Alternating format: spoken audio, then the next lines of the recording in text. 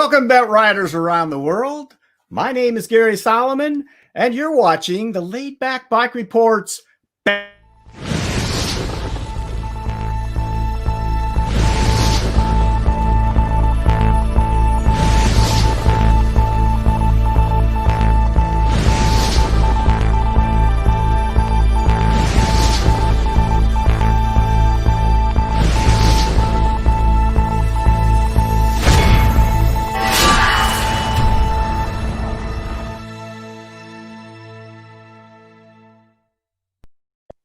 Laidback Bike Report's BentCon 2020. Here we are, folks. So much anticipated show for you today. We've put together something that we've never done before, kind of a virtual event. Let me tell you a little bit about what's in today's webcast and how it differs from our usual show.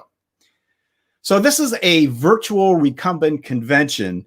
It will be a series of 4 webcasts over the next consecutive 4 Sundays. And each show will be a theme show set up as if you, the viewer, was attending a recumbent event, something like a Recumbent Cycle-Con or a Spezi. And you would do that to learn more about buying a recumbent bike or a trike or a velomobile or an accessory, anything that you might find at one of those shows. And today our theme will be choosing your first recumbent. Now here's how it's going to all be set up. We have broken the show down into 3 segments. The first segment will be what I like to call a newbie seminar. So of course you go to one of those events, you're going to see seminars, and ours is going to be a seminar to help you learn more about buying your first recumbent. And I have a collection of experts, a panel of people that know probably more about buying that first recumbent than anybody that I could possibly have chosen. I have no idea what I just said. It's important to know that these are good people that know what we're talking about. So let me introduce you to the panel before I get myself into more trouble. Let's pop these guys up on the screen and tell you who we have today, Larry. There we go. So here we all are. Guys, make sure you're all unmuted so you can say a quick hello. First of all, from Colorado Springs, Colorado, we have Kelvin Clark from Angletech. Hello, Kelvin. Hi there. And a very well-known recumbent celebrity from Portland, Oregon. We have Sylvia Halpern from Travels by Trike. Hi, Sylvia. Hey, everybody. Morning. Down in Odessa, Florida is where you'll find Bent Revolution, a wonderful bike shop down there. And my pal, Tim Segard. Hello, Tim. Hey, guys. How are you going? And of course, no stranger to the show, Doug Davis from Bicycle Evolution down in Dallas, Texas. Hi, hey, Doug. Gary, good to be here. Also, we have one of the co-editors of BentRider Online. Also, as a bent celebrity, nobody surpasses Larry Varney. Hey, Larry. Hi, everybody. And down in Alfred Station, New York. Maybe over in Alfred Station, New York. It's our pal, the Bicycle Man, Peter Stull. Hello, Peter. A quick hello. That's what I asked. As asked, yes. Thank you. And back to Portland, Oregon. No stranger to the show. Our good friend from Rose City Recumbents, it's Jonathan Garcia. Hi, Jonathan. Hi there. All right, guys. So let me also on the screen here, you can see the foreshortened crew members that I have today. We had to kind of make room for everybody we're going to have on the show. And we have, let's see, Larry Seidman is on doing the directing today. Thank you. And hi, Larry. Hello, the other Larry. The other Larry. He's in Colorado Springs, Colorado. And of course, Jackson, Mississippi is where you're going to find the media dude himself. It's Trey Burgoyne. Hi, Trey. Howdy ho. All right, folks. So we're going to get back to those guys in a short minute for that first segment. Let me tell you about the second segment of the show. That is where we're going to bring on our collection of manufacturers who will kind of represent the booths that you would see at a recumbent event like this. And they're going to all give you a quick 5-minute pitch, which will be pointed towards the product that they sell that they think might best fit your needs for that first recumbent. We've got some videos that some of them submitted, and we have some of them that are actually here live to talk to you. So it should be great. And they've done a great job with the videos, I know, that I've seen so far. So we look forward to doing that. That will be in our second segment. And then the third segment will be bringing all of you guys from the live chat, everyone who's watching on Facebook and YouTube. And I'm going to ask if you can share some of your thoughts and experiences about having bought your first recumbent. So we'll get a little bit wider view, hopefully, with that. So we'll tell you a little bit more about that when we get to segment 3. So stick around for that. And yeah, so let's talk about that live chat and be more specific. We love having your participation. So all throughout the show, make sure you jump on either on Facebook or on YouTube, ask your questions, make your comments. You can just chat with your fellow bent riders that are with us. Please tell us where you're watching from. And the manufacturers who I talked to you about earlier, who will be on live chat. They're probably mostly on live chat right now. And after they make their pitches or we show their videos, they're going to be remaining on live chat. So we thought it might be unwieldy to have a lot of live chat specific questions about the manufacturer. So ask your questions and they will answer them on the live chat for you. The panelists will remain on live chat after they leave too. So live chat's a really important part of what we're doing with BentCon 2020.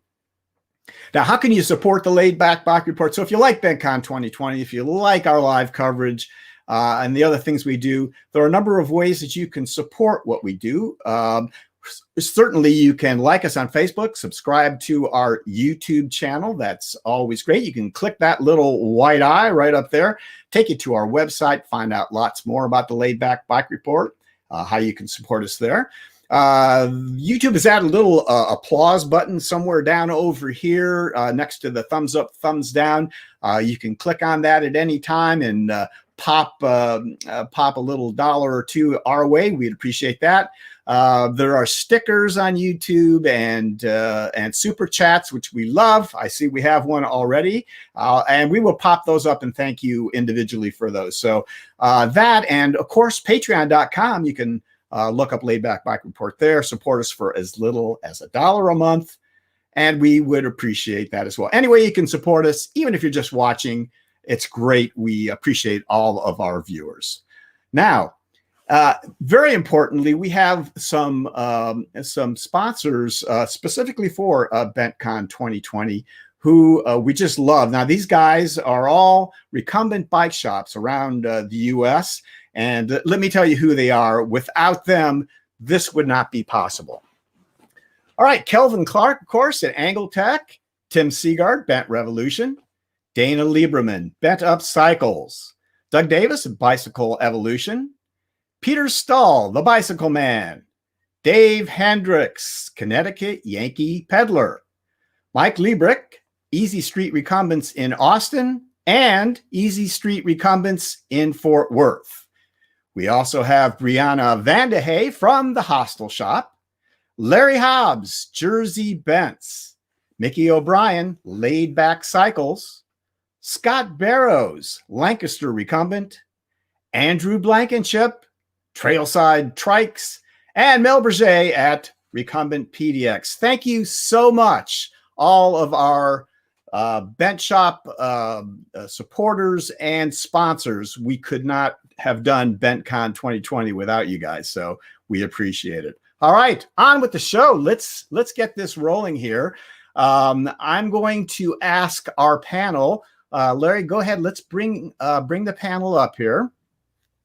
And we're going to ask probably one or two of them at a time to answer the question, what are the decisions that need to be made to buy that first recumbent? What sort of information do you need to be armed with? These are the guys to ask, so let's start asking. first of all, I guess one of the most basic questions to ask is, am I going to buy a bike? Am I going to buy a trike? Am I going to buy a velomobile? Like, how do I even make that decision? So I think we're going to ask Jonathan and Doug to address that. Jonathan, let's start with you if we could. How do you make that most basic decision? Well, I'm gonna defer the velomobile part to Doug since that's his specialty. Between a bike and a trike, it has a lot to do with, how flexible that person is in terms of being able to lift their leg over the bike or pedal in an upper position. So a lot of times cyclists, lifelong cyclists would choose a two-wheel, and someone that's been away from cycling or just getting into, they want to exercise, they want to get out and enjoy themselves, they're going to buy a trike. Now that's not a hard rule, that's just how it plays out sometimes. So, Jonathan, could I ask you to kind of move a little closer to your, is your mic on the side here, or is it on it's right here. Okay. Yeah. It was a little quiet there. I'm not sure why. Speak again. Okay. Can you hear me now? Yeah. It's a little light. Go ahead. Just speak up when you talk. You're fine. All right. So that's the first, when you're deciding between a two-wheeler, that flexibility thing, we have something at the shop where we kind of test out how flexible a person is so they can easily get it on and off or put their feet down, when they stop. And a lot of it comes down to how much time they're willing to put in once they've learned it to feel comfortable on it. All right. And let's go to Doug. Doug, you can answer all those questions, but I want you to especially answer the part about velomobile. So why would you choose a velomobile for a first recumbent? Doug, why would you not have unmuted yourself before you start? Well, because I didn't want to say anything there. I wanted to pretend like I was talking and not show it. Like Jonathan, we tend to see longtime bicyclists tend to migrate toward bicycle-style single-track recumbents because that's what they're used to, and they are used to carving corners. They're used to putting their body into it, which is a whole different experience on a trike. We tend to recommend what somebody's looking for based on their use, though. If they're telling us that they're going to be riding the parks and trails and things like that, and they're not riding in groups and they're not trying to go fast, we tend to aim them toward trikes at the very beginning. Not that trikes can't be fast, we've proven that plenty of times, but as a beginning first-time buyer, that's the direction we tend to point them. If they're a cyclist today and they've been told by the doctor that they need to do something about their back or their arms or their neck or something, and they're looking towards a recumbent or a semi-recumbent, we tend to point them toward the bicycle style. And if they come in here and they say, look, I want to do long touring or I want to do racing and I want to go really, really fast, I want weather protection, I want things like that, well, then we have a long string of velomobiles we like to point them at because that's where you get all those things. All right. Makes sense. Quickly want to thank Velomobile Nord. Thank you for the 10 euro sticker. We appreciate it. Hello. All right. Let's move along now. And let's ask the next question. What type of riding do you do now, and what type of riding will you do in the future? This is something that many of the bike shop owners and I talked about in preparing for this show, and a question they all ask, I know. Tim and Kelvin, let's just jump to a couple of the finest bike shop owners there are, and let's ask these guys. Tim, go ahead. Tell us, pursue that for me. Tell me what it is you ask folks when they come in that have to do with the kind of riding that they might do and how that applies to the bike they might buy. Yeah, it's really important for us to know what kind of riding they do now. Some people walk in and they haven't ridden a bike for 15 years, and that's a whole different kind of recommendation than someone who rides all the time on a road bike and is used to going fast, just wants to be more comfortable. It's a different kind of sale. So we always ask what kind of riding you're doing now, why you want to switch to recumbent, and what kind of riding you anticipate doing. Because if they're doing paved trails, that's a whole different world, and off-road requires different recommendations at that point as well. All right, Kelvin? Well, we do a similar thing about asking about, I always put it in, run the movie through your mind about what you're going to do on a bike ride. and we want to hear the movie. And then we do a similar thing about just aligning expectations with the right cycle. We'll ask somebody if they're competitive. If they're denying their past competitiveness, we like to bring that back out and say, you know, we can do the comfort thing, but we can also reward that side of you. And the other thing is sort of a personal chassis inventory. So in other words, do you have compressed discs? Do you have any of those types of things? Do you have knee issues? Do you have any of that kind of stuff? Because certain body positions on a recumbent will deal with those things. Yeah, so any health issues that you might have, obviously, is something to go into the decision, of course. All right, thanks, guys. Now, one of the other things we talked about that needs to be decided upon on that first recumbent is gearing, right? So let's ask Peter, and then we'll go back to you, Kelvin. Peter, tell us about how you would decide to equip that first bike or trike with what sort of gearing how would you evaluate the gearing for that person? Well, the first thing, we evaluate the chassis. I think that's a good phrase. And if the person is clearly out of shape, then even a small hill is going to require quite a bit of gears. So we recommend something that has a triple crankset, probably 24 or more gears. But if you get somebody who's in fairly good condition, they're a walker or something now, or they're a two-wheel biker, and they're going to use this bike when they're visiting Florida for the winter, for the snowbird. Well, then, you probably don't need 24 speeds in Florida. You might get away with a 7-speed. Or something, 8-speed, something like that. If somebody's really a newbie to bikes altogether, then I think it's a really good thing to point out internal geared hubs, especially the Nuvinci, which is stepless, and shifting gears is like opening a faucet. You just twist it a little more, you get a little more gear. It's so simple. You can do it pedaling, standing still. As long as you can reach the grip, you can shift gears. So those are really handy for people that are intimidated by 24 gears. What am I going to do? Oh my gosh, I have to learn how to do that. Yeah, get an internal hub. It's easy, real easy.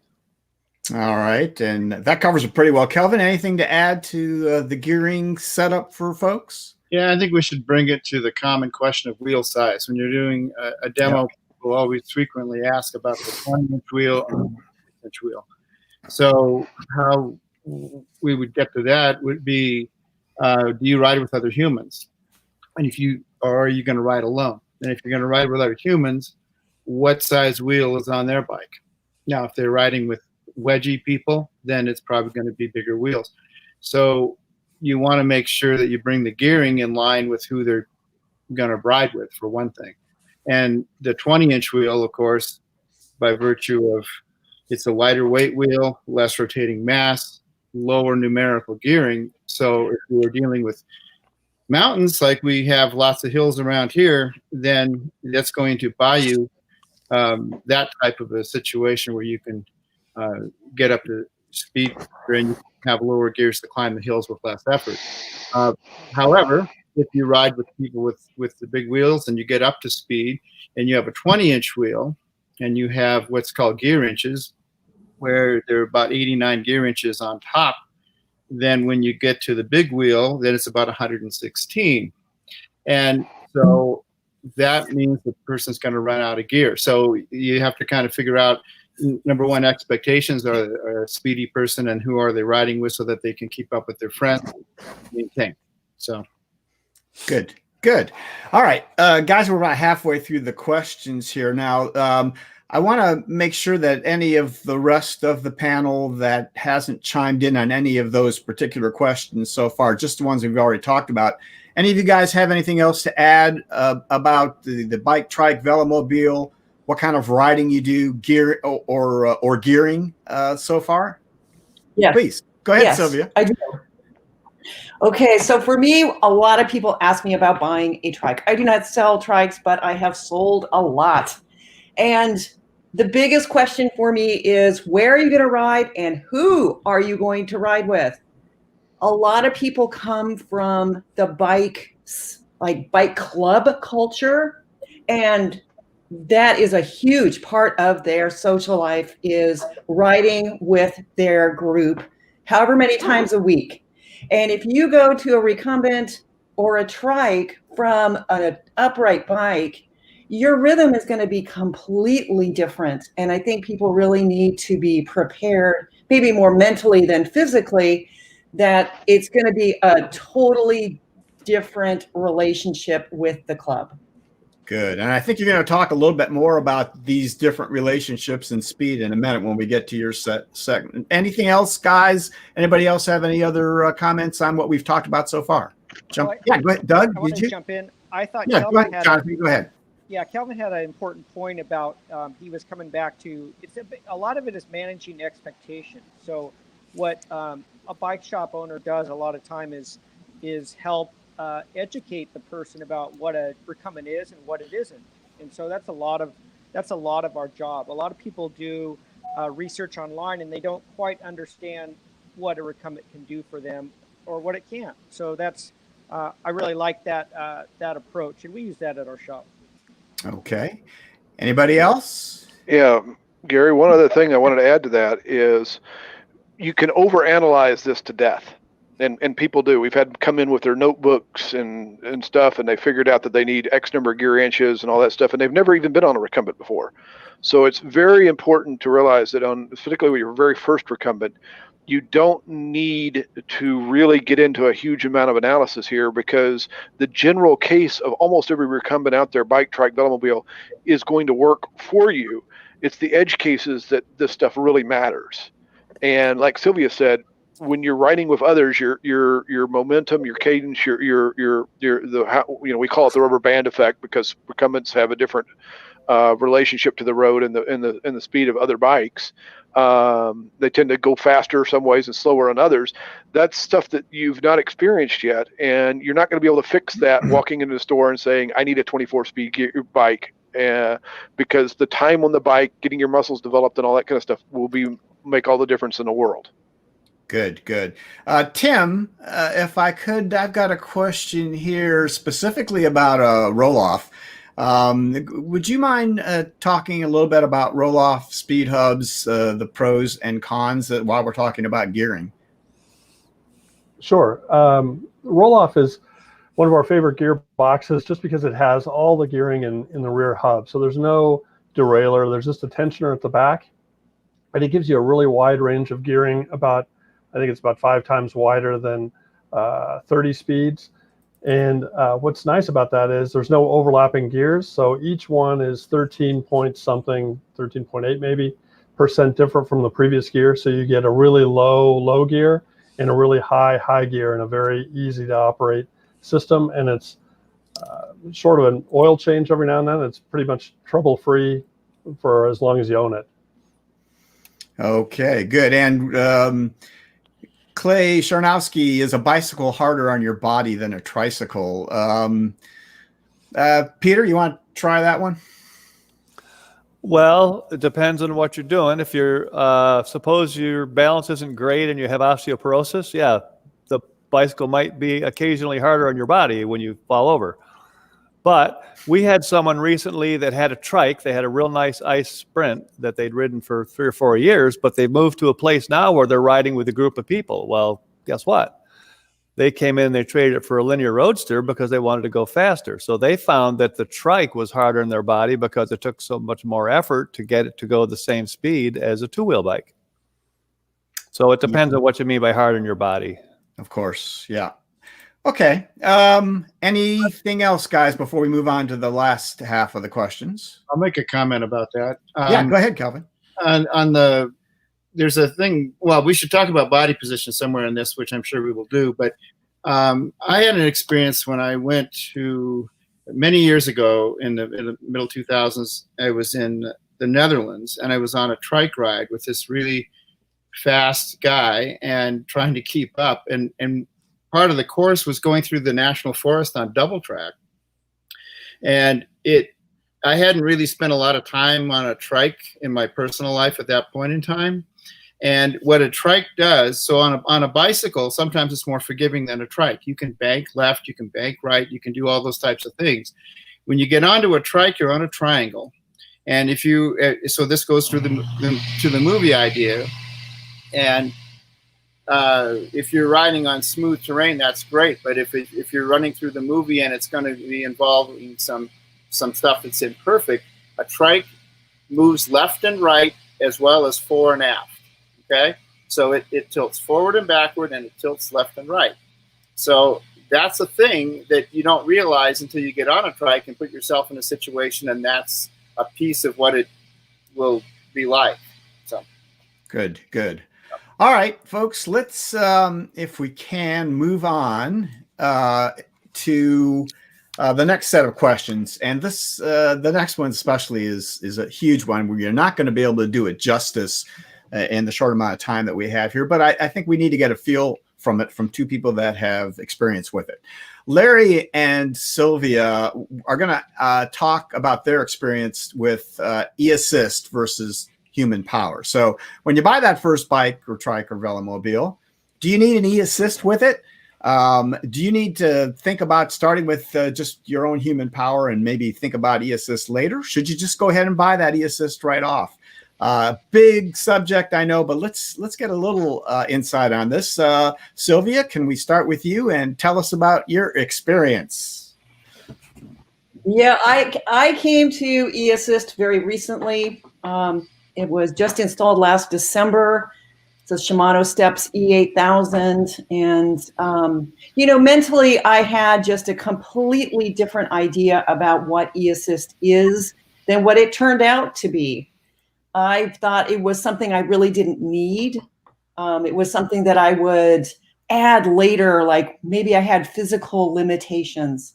And since I've had it installed, you know, it's just been a kind of an eye-opening experience because it has made all of my cycling not just so much easier and more enjoyable, but for instance, I can ride with anyone now. Whereas before, even though physically, I mean, I'm fine, I'm just a very slow cyclist. And so it was always a consideration of who I could ride with. And now it really just doesn't matter. And I'm finding it to be a very enjoyable addition. Good. Yeah. Larry Varney, you've got plenty of experience with both human power alone and with recently with e-assist. Tell us about your experience over the last few years with this. It's one of those things where, yes, I agree that if you do have health issues in the sense that you can't keep up with your friends and all that, and it may just be that you're not as strong as they are, so it doesn't mean you're some sort of an invalid or anything, but it's going to give you assists to help you stay up with other people and so on, as Sylvia's mentioned.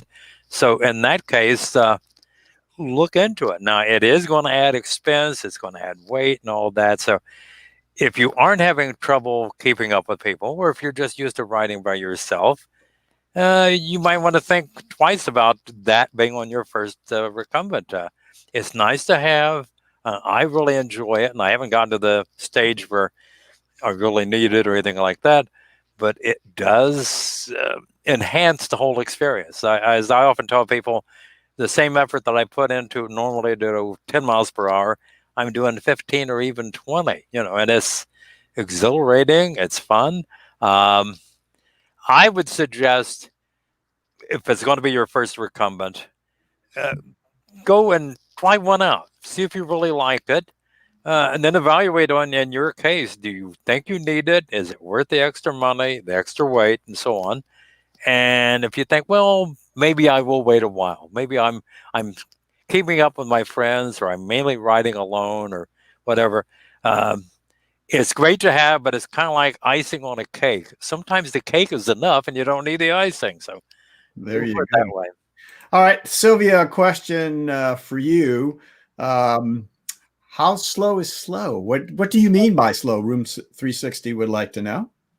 Oh, you know what? It's climbing speed. Like that is the thing you always have to look at is like on the flats, okay, maybe I can ride at 10, 15 miles an hour. Obviously going downhill, I'm very, very fast. I'm not afraid of speed, but it's climbing. And my speed is 2.5, 3 miles an hour climbing. And so, you know, if you're riding with people who can climb at, you know, 7, 8, 10 miles an hour, you know, they're going to be waiting. It's going to be like, for me, it's really uncomfortable to have people wait. And so now with the electric assist, I can keep up. Good. Yeah. All right. Rest of the panel, anything before we leave e-assist versus human power? Who else has anything to add to this? Gary, we run into this. I would Peter, say go ahead, Peter. Start with you. Oh, sorry.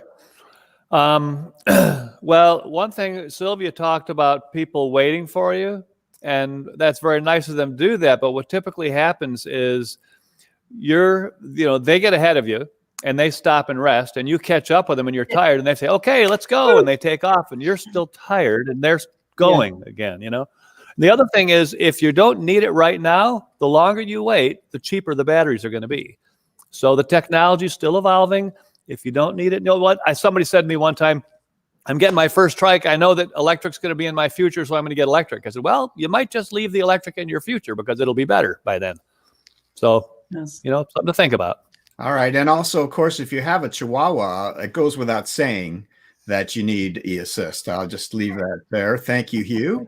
All right. And Doug, did you have something you wanted to add besides the Chihuahua? Yeah. One of the things we run into, besides the expense, because e-assist is more expensive, is that people think they're not going to get a workout, or they have a confusion between throttle power and pedal assist. So make sure you really understand that that e-assist doesn't mean you're not pedaling. It doesn't mean you're not working out. It just means that you have an assist that you can typically control to give you the workout that you want while you're going at the speed you want. Good. I can add something to that. Go, Sylvia. So I am finding that I am getting a better workout with the electric assist because I can move my legs faster. So my cadence is much higher and my heart rate is higher. It doesn't make sense. It doesn't seem like that would be the case, but in fact it is. Yeah. You know, we talk to people about this all the time because there's always that hesitation that they feel like they're cheating or it's not going to get the workout. And it's like, well, let me explain how this works. When you're in the gym and you're working on a stationary bike, you set cadence and you do your workout like that. This is basically the same thing. You're letting the bike take over part of the momentum to keep you moving, but you're still getting the work that you want, and you're not having to do leg presses all the time. When you get the hill, you can maintain your 80 RPM or so, which keeps your cardiovascular system up to speed. You're not dropping your heart rate back down. You're not pushing, a bunch of lactic acid through your system. A bunch of anaerobic muscle strength is being used up. You keep the aerobic workout, and that actually burns more calories. Right. Yeah, it's counterintuitive, isn't it? I mean, a lot of people think I don't want e-assist because I want to get some exercise, but I think it's pretty clear that you still get plenty of exercise. It all depends on the kind of riding that you do, I think. So, all right. Let's move on to the next question, having to do with, and we've had a couple already questions about this in the chat, and it's suspension. So clearly it's going to have to do with where you ride, but there may be some other issues here that we want to talk about. Kelvin, maybe we'll start with you. How do you advise people about whether or not they should get suspension on that first bike trike? It usually arrives through the personal chassis interview. If you find out people have compressions or fusions or things like that with your back, then vertical load is not good for your back. And so the suspension will take care of that. There's a couple of different kinds of suspension. Good suspension, which is more dominant now than bad suspension, means that you won't have involuntary movement climbing hills and things like that used to take place. So you just want to be able to absorb the road shock. And again, it comes back to the movie. What is the movie? Where are you going to ride? And on a recumbent, you're sitting in the seat. So you're not out of the pedals when you see a tree root or a pothole or something like that. Good. Tim, I don't know why I keep coming to you for technical answers here, but I know you're a guy I can count on for that. Kelvin mentioned there are different kinds of suspension. Could you tell us about the different kinds of suspension that one could buy? Sure. I mean, basically, it falls into kind of two camps, I think. One is elastomer based, which is just a compression of a material like a cushy donut. You know, it's a plasticky donut that is compressed between two parts of the bike. And that's what ICE uses. That's what Catrike uses. The other kind of suspension is kind of a more real kind of suspension, I think, where it uses shocks and struts, where there's actual pistoning action, an actual spring or a strut or a shock that can be adjusted to the person's size, you know, whatever their needs are, the amount of travel you need, the amount of weight it has to support, and the kind of riding they're going to do. So there's several manufacturers that have that kind of suspension. So there's a lot of different choices in that.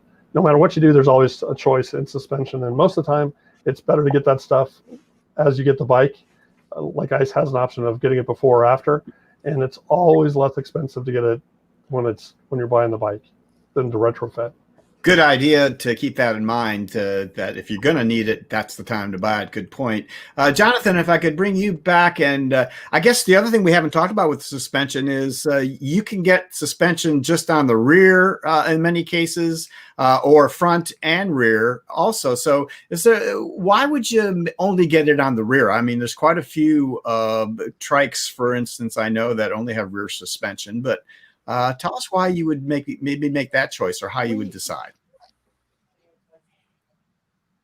Well, sometimes it comes down to whether they're getting, in the previous question, whether they're getting electric or not. So I recommend getting front suspension, you know, like on an ICE, or adding it. I call it the luxury option. If you're going to put a motor on, or if you're going to put a motor on the future, then it's a good idea. As Sylvia said, you're going faster average. And one thing that hasn't been addressed yet is that suspension is not just to make you more comfortable, it's also to get better traction.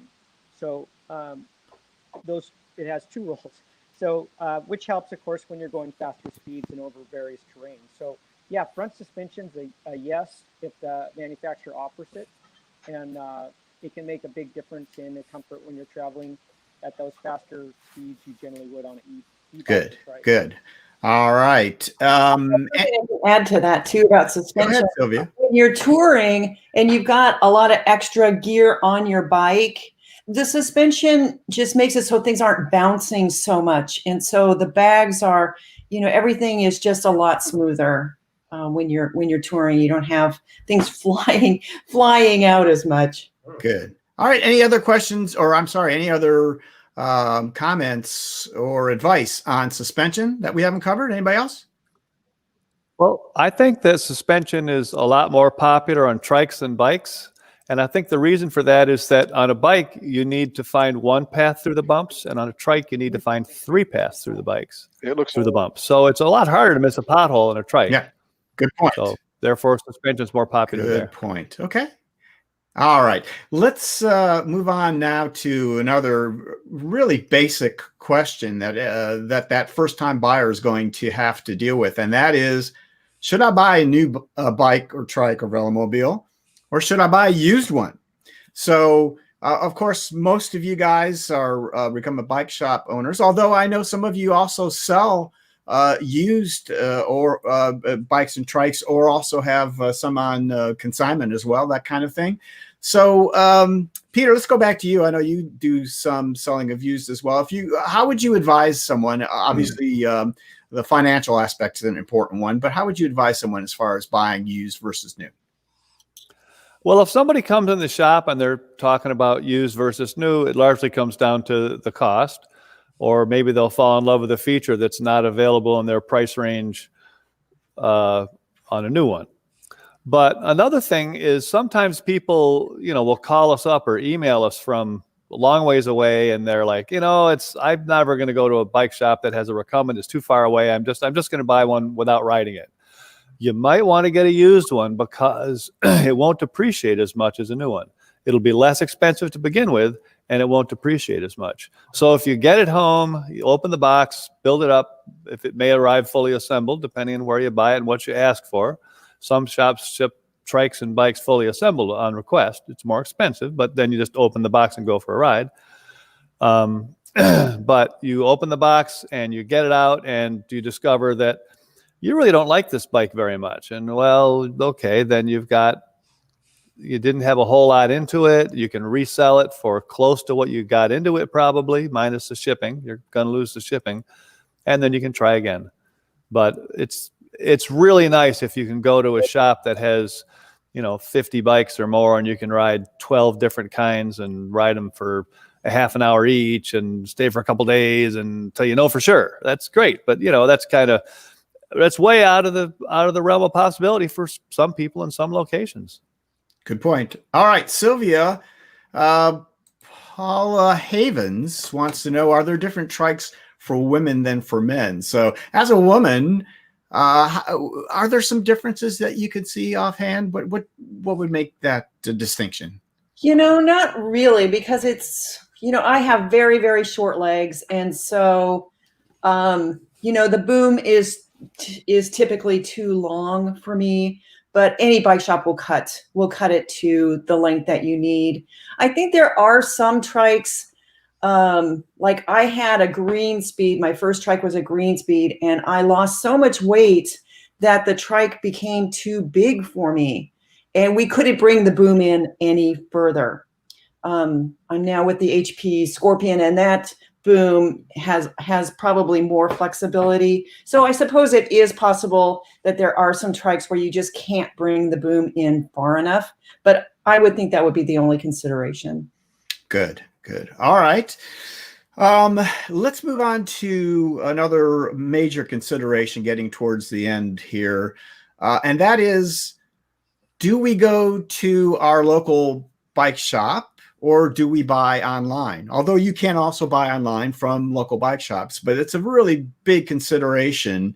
Larry, Varney, let's maybe start with you, and then we'll get the opinions of some of the other panel. Larry, what would make the difference if you're trying to make that decision? Why would you not buy online, or why should you go to a dealer?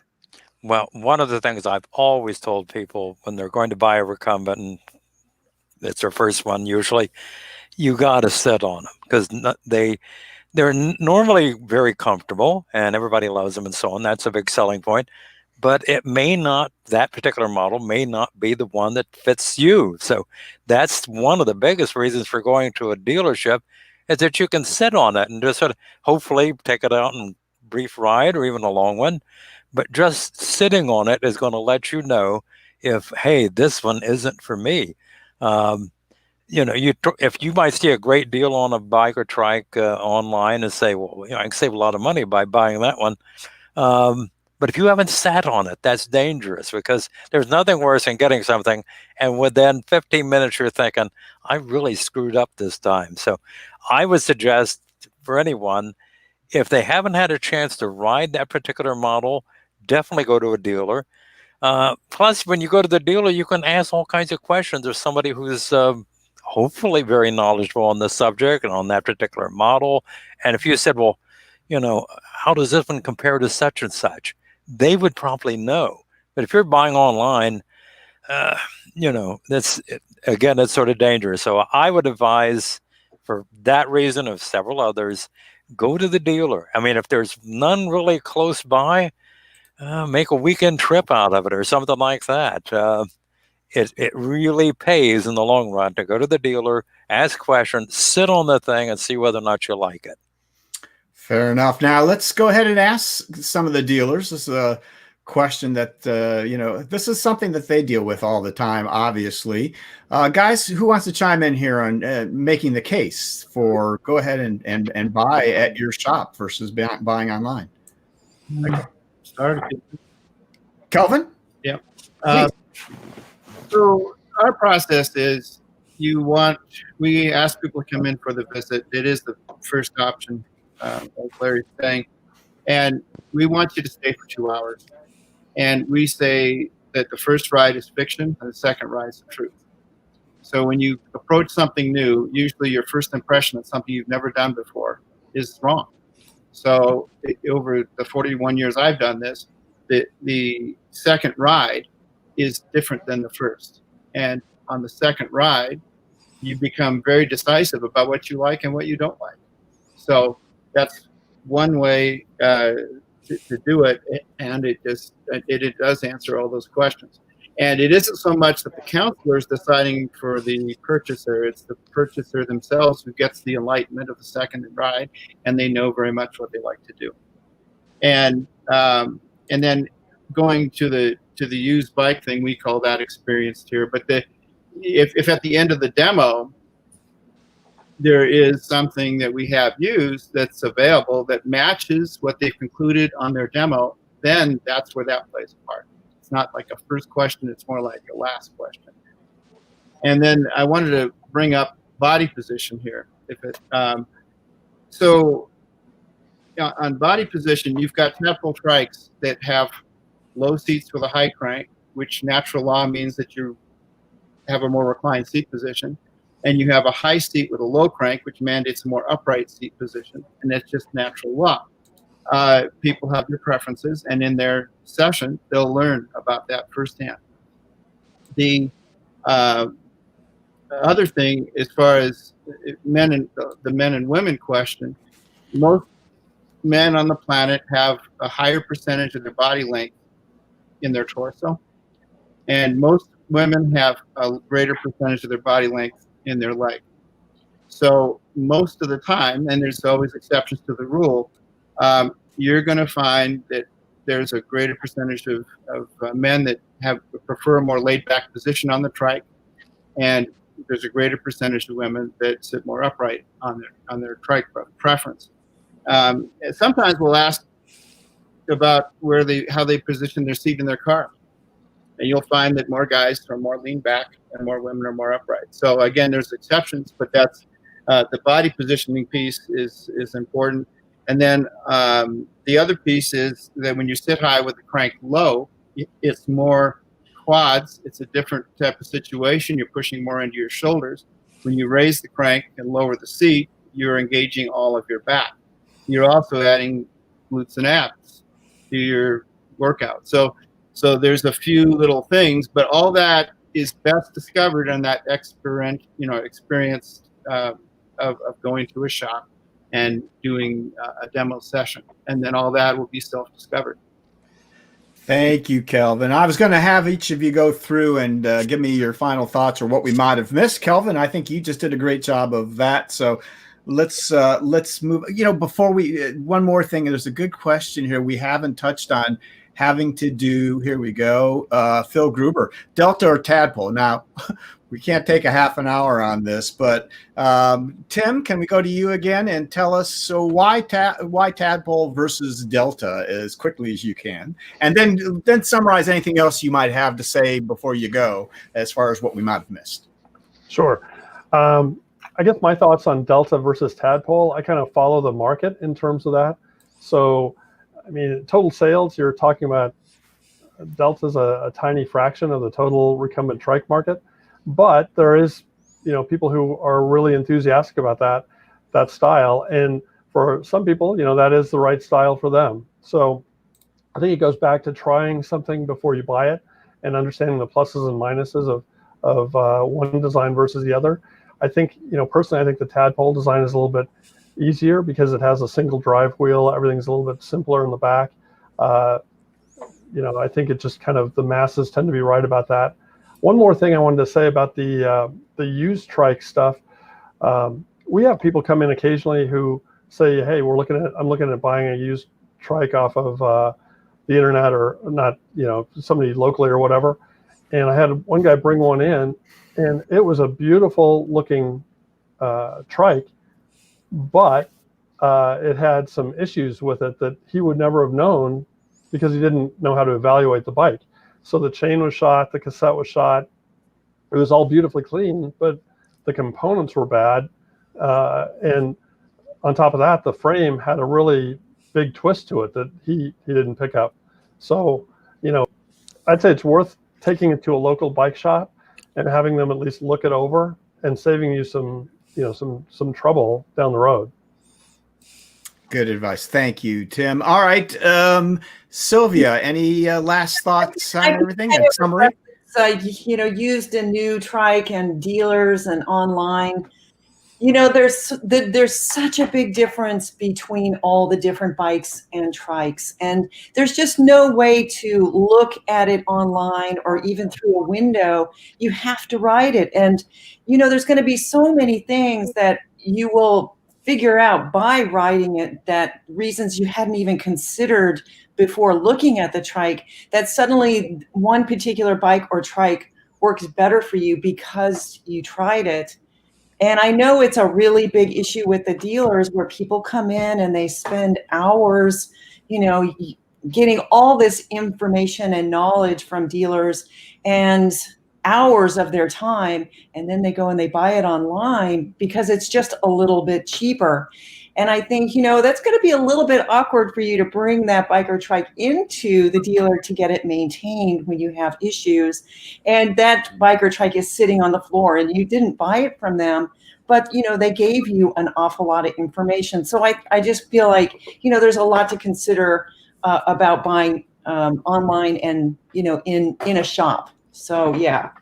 No doubt. Okay. Thank you, Sylvia. Jonathan, do you have any final thoughts? Anything that we've missed? Well, those were all great points, and they kind of all relate together, especially the new and used situation. What Tim described there, it happens. I'm going to speak specifically about the two-wheel market because it's a little bit older. A lot of people don't realize the difference or how many things have improved in the last couple of years. And they'll buy a bike like a Vision, which are great bikes, but they're 20 years old. The newest one is nearly 20 years old. So they'll have all sorts of issues with it, not knowing that there's more modern bikes and trikes out there. So that makes a difference. And one thing I want to touch on too, which Kelvin said about one of the things that we do after the initial interview, and especially if they have a notebook of notes, like Peter mentioned, is that we get them on the bike or trike sooner than later. So I don't spend a lot of time talking to them beyond, I'll do that after they get a test ride because they have nothing to compare to. So that's one of the dangers of buying online is it's a new experience. And so it's good to try them out at a dealer if that dealer has a lot of choices. Because it's not one size fits all like it is in the upright market. You can modify an upright bike. But as I tell people, two recumbents, even from the same manufacturer, can be very different. Good. All right, great. Thank you, Jonathan. Larry, any final thoughts from you? Oh, talking to me. Oh, I did have one thought that I don't know if you're going to mention this later or not. I agree with all the things that have been said about this particular topic, but I've had people ask me about folding versus non-folding. And I think that's a very important issue because if you're going to be taking your trike, in this case, usually, somewhere to ride it, is it going to fit in your car, if it doesn't fold? I think folding really lends itself to being able to take it somewhere. Some people say, oh, I've got a rack on the roof or I've got something on the rear end. What if you stay overnight somewhere? Do you want to leave that thing on the top of the roof all night? I wouldn't. I'd stay out in the car.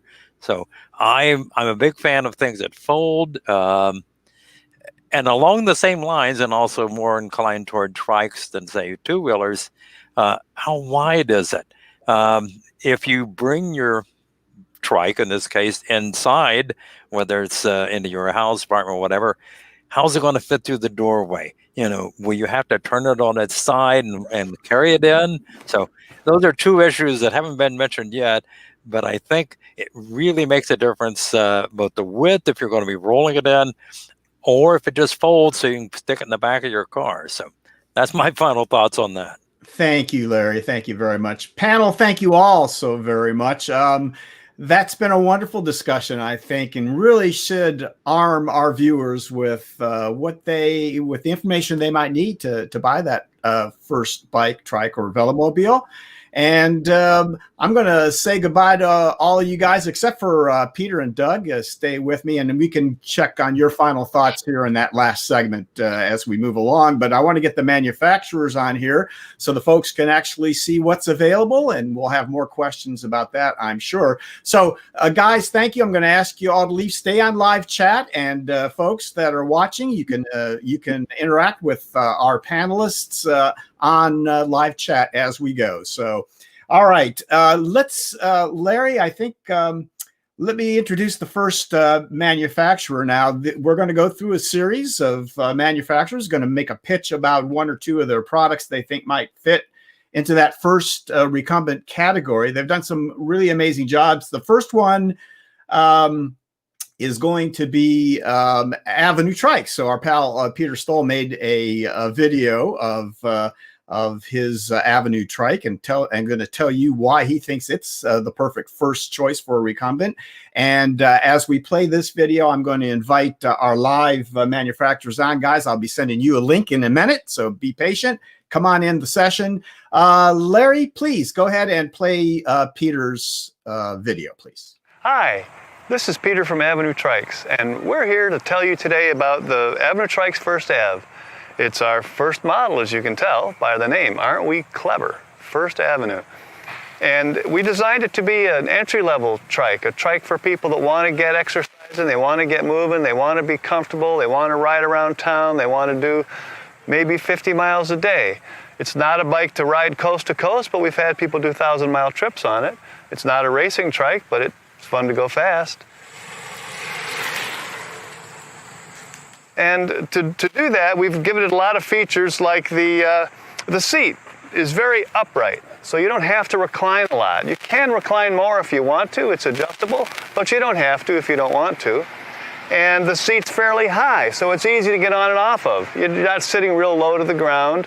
So you're sitting up and you're looking around, you can see where you're going and be seen in traffic better than some of the lower trikes. It has a 300-pound weight limit because a lot of people that want to get into riding, they're bigger than 200 pounds and they need a bigger, beefier bike.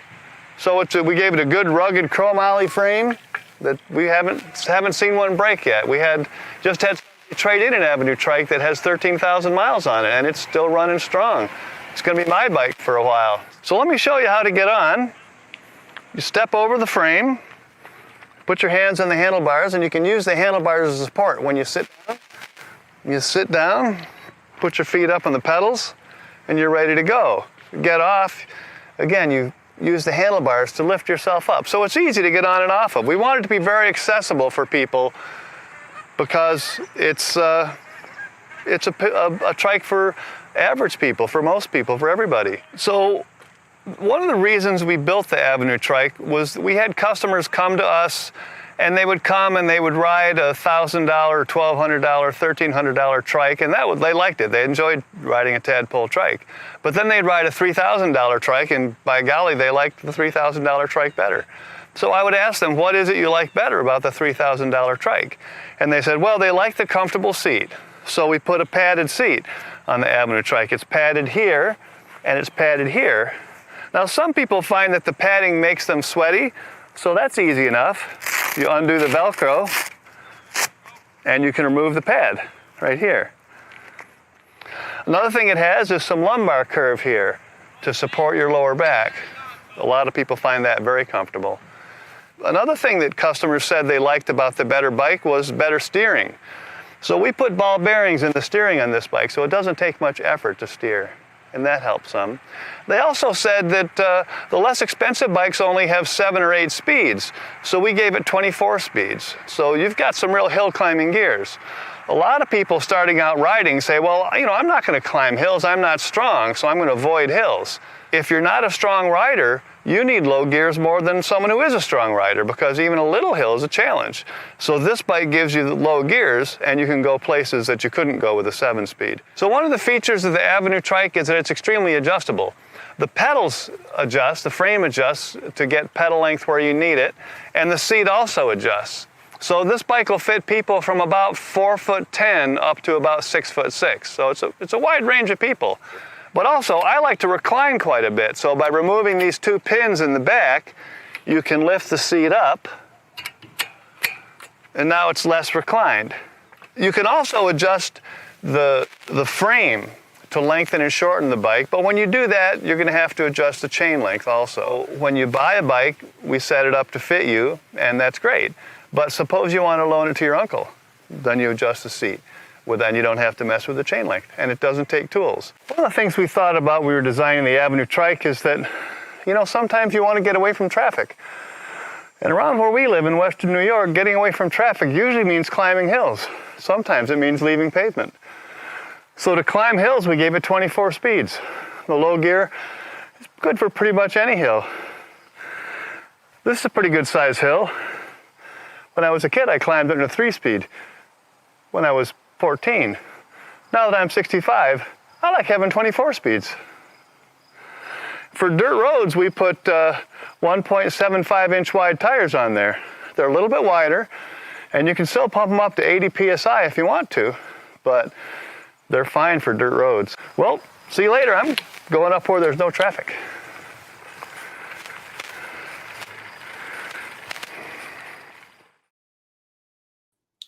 There goes Peter, loaning his trike to his uncle, apparently, up that hill. Thank you, Peter. Great job, pal. All right. Now, our next manufacturer is with us live, and it is Hansa was with us. I don't know where he went. All right. Well, I'm not. Oh, there he comes. Hang on a second, folks. There we go. Let's bring Hansa up if we could, first of all. There we go. Let's send Peter and Doug back. We don't need to have them up with us right now. Bye. There we go. Hello, Hansa. How you doing, pal? Hello. Nice to be with you. It's great to have you with us. So now you have, instead of slides, you have a couple of short animations, pictures that you have to go along with your talk about that first recumbent. And so we're excited to have you with us and tell us about that, Hansa. So you ready to go? Yes. Okay. Your 5 minutes starts right now. You go ahead. Okay. It is very difficult to say, to answer the question about the first recumbent for a recumbent newbie in just 5 minutes. But I want to react to some of the things which were told before. The question whether bike or trike was not answered in my eyes. Not really. We are a bike and trike producer as well. So I personally say that, and I'm maybe a bit controversial about that. I think that bike is smaller and faster. It's easier to park and transport in your car. It can ride in a city much better because you are narrower and generally higher, and it's also good for the narrower path or double track, jeep tracks, and so on. And then so I think that a trike is good for generally for younger people than let's say 55 plus, and those who really think more openly and adventurously, let's say. Then the trikes are generally for the older generation. They need to feel the stability, and they have some doubts about falling down or whatever. Or for people who generally like the trikes more in like how they look. Then the electric versus non-electric issue in my eyes is the older generation. Again, of course, they have wider horizons with the electric assist. It's easier to ride on a trike or bike with electric assist when you are older. But when you are younger, there are also some reasons to buy an electric assisted trike or two-wheeler.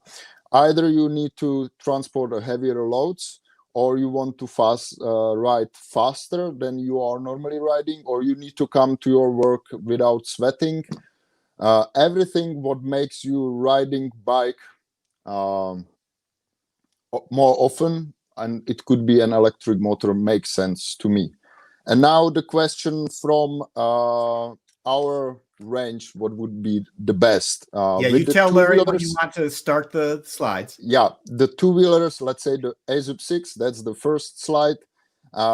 It is probably our best bike for a newbie when you want to be on a two-wheeler.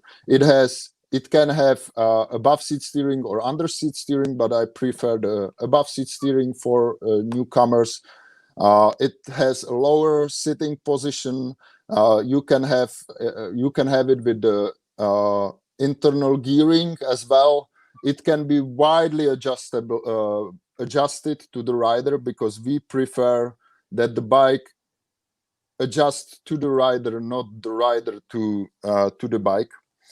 And then, so this is probably the AZUB 6 would be the best out of the two-wheelers. And then from the trikes, let's say it's much more difficult to say. It can be basically all of them. They can all be equipped with electric assist, folding hinges. They are widely adjustable for the rider. They have all the accessories available. You can order them. So I think that it can be the basic one as the Tetris, or it can be the top high-end one, which is the Tyfly X, as you see it here, with electric assist, internal gearing, the roll-off hub, and so on and so on. So it is really, with us, you can choose colors, components, a lot of accessories. So the bike can be adjusted to your needs, not the other way around. Yeah. That's great. That's probably all from me now.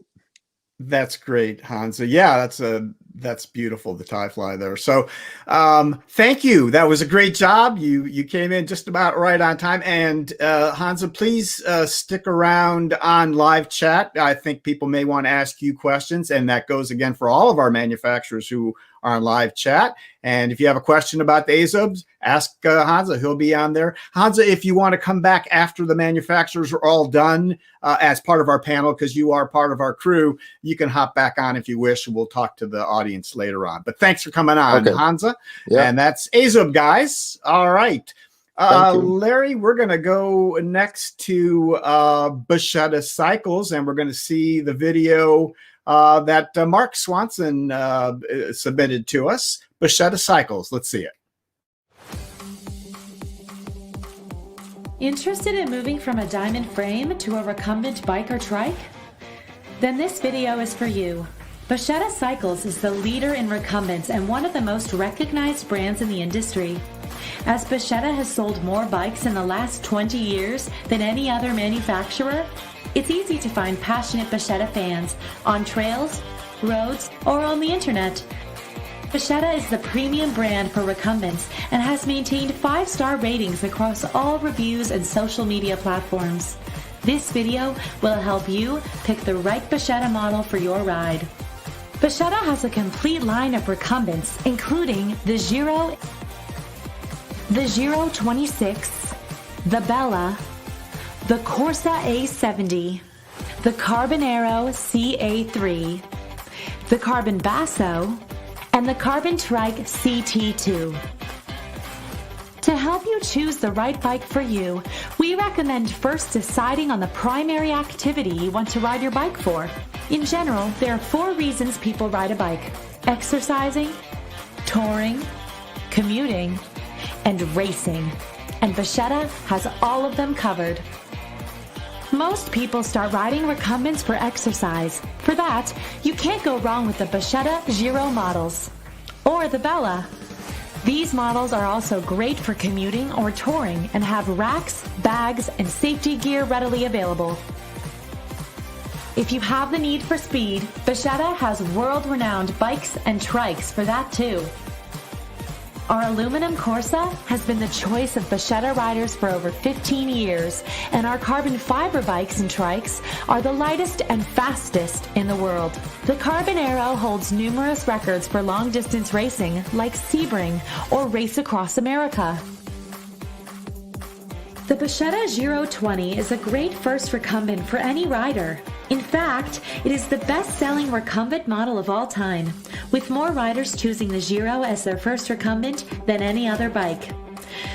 Like most Bacchetta models, the Giro 20 is based on a strikingly simple aluminum monoframe. It features a combination of comfort, ease of handling, and great performance that is unrivaled. The lower bottom bracket makes it easy to get started, as most riders get comfortable on the bike in just a few minutes. Looking to go faster? Check out the Giro 26. While other brands aim for either comfort or performance, the Giro 26 combines both aspects and at the same time keeps things simple. The other popular entry-level model is the Bella, Bacchetta's long wheelbase bicycle. It is our third generation of long-wheeled bikes and a timeless design that meets all the needs of entry-level riders as well as touring adventurers. We've also done our best to make the Bella ATT a real value as well. Bacchetta is the only recumbent manufacturer with a full carbon fiber lineup. The lightness, stiffness, and design of our carbon cycles turns heads as well as wins races. The carbon basso with its lower profile makes an excellent entry-level bike. If you're looking for something more aerodynamic, the CA3 is sleek, light, and the choice of riders around the world. Leveraging Bacchetta's 15 years of experience with carbon bikes, the CT2 is not only the lightest trike on the market, making it easy for you to lift on a rack or a truck, but also it's the world's fastest trike. Its low 27-pound weight makes it seem like you have a motor. If you're looking for a speed demon for exercise, or you want to keep up with the diamond frame roadies on long rides, this is your trike. This past spring, we announced the e-Giro as the first integrated option using the Shimano Steps motors. This bike rides like a dream and also performs just as well. Its long battery life provides up to 80 miles of assist. The sleek design, color options, and the inside the tube wiring makes it a head turner. Pending parts and motor availability, we are planning a late spring release of this beautiful bike. If you are looking for the easiest riding, fastest, and most comfortable bikes and trikes on the planet, Bacchetta is the brand to buy. We invite you to join the thousands of riders who have switched to recumbents and enjoy the pain-free riding and camaraderie that goes along with being a Bacchetta rider. Go to Bacchetta.com to find out more.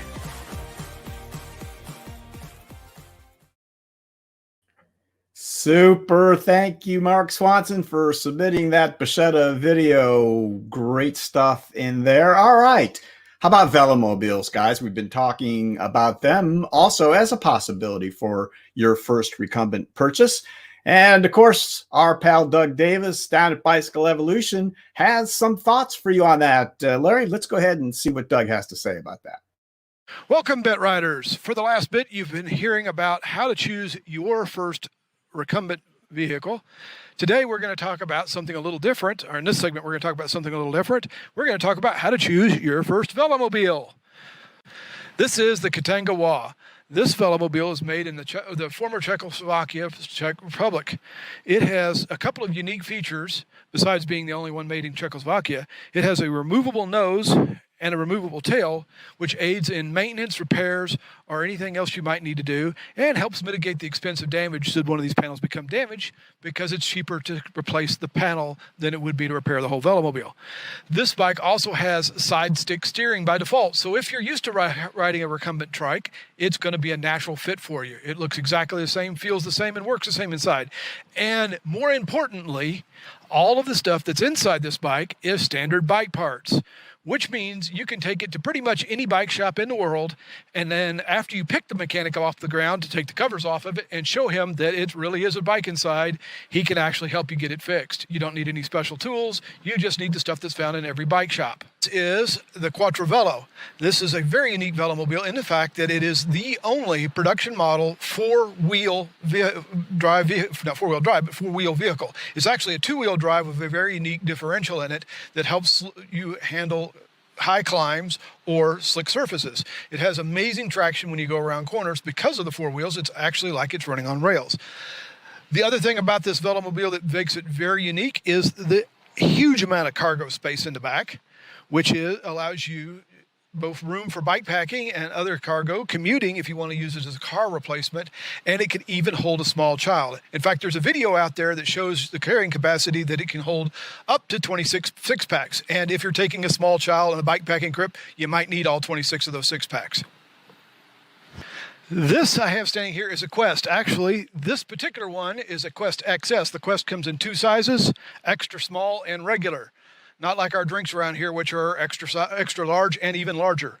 So anyway, this is a Carbon Quest. It is the oldest designed production velomobile still being made today and that you can still own. The cool thing about the Quest is it's enclosed wheels. It has cargo space in the front and in the back.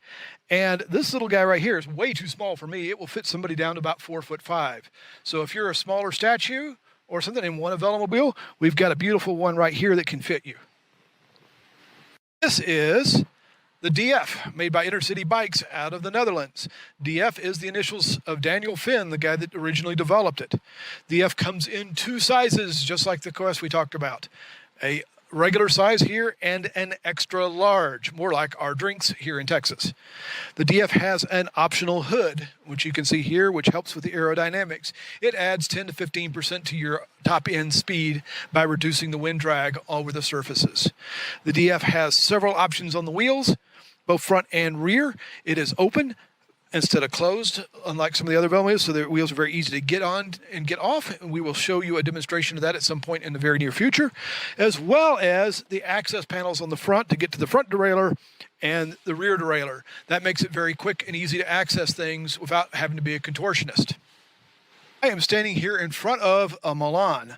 There are two versions of the Milan these days, both made in Romania. This is the Milan GT. There is also an SL, which is just slightly smaller.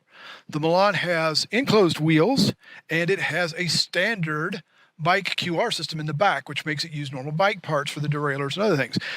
The most important thing, which is the biggest setting example of the Milan, is the very large manhole for ingress and egress. So it has the largest manhole next to the wall for getting in and out of the bike.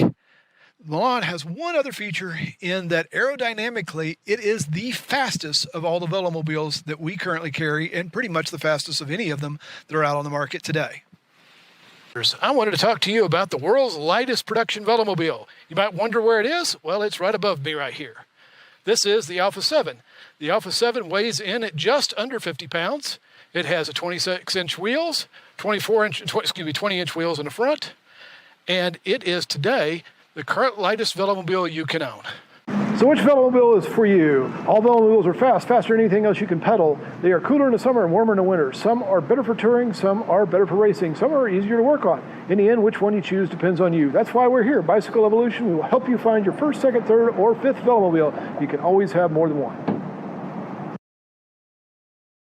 And Doug does have more than one. He's got a bunch there at Bicycle Evolution. Thank you, Doug. Great. And while while you were on, Sean Grattan, thank you so much for the question on the Super Chat. Appreciate the $10 there. It's great.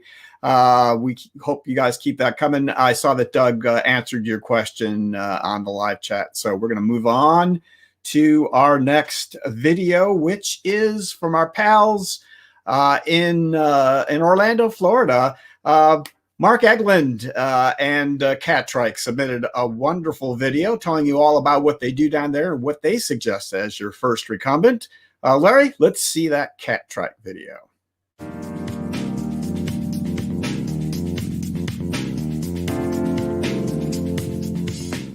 If you are a first-time recumbent buyer, we recommend the Catrike Villager, a lightweight, user-friendly trike with high-end features and top-tier components. The Villager has a higher seat and stable platform that creates a comfortable and confident ride.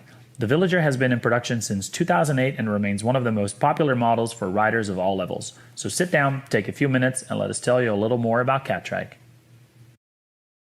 The Villager features an easy-to-adjust seat, which can be set to a rider's preferred seat angle in 4 positions between 47 and 58 degrees.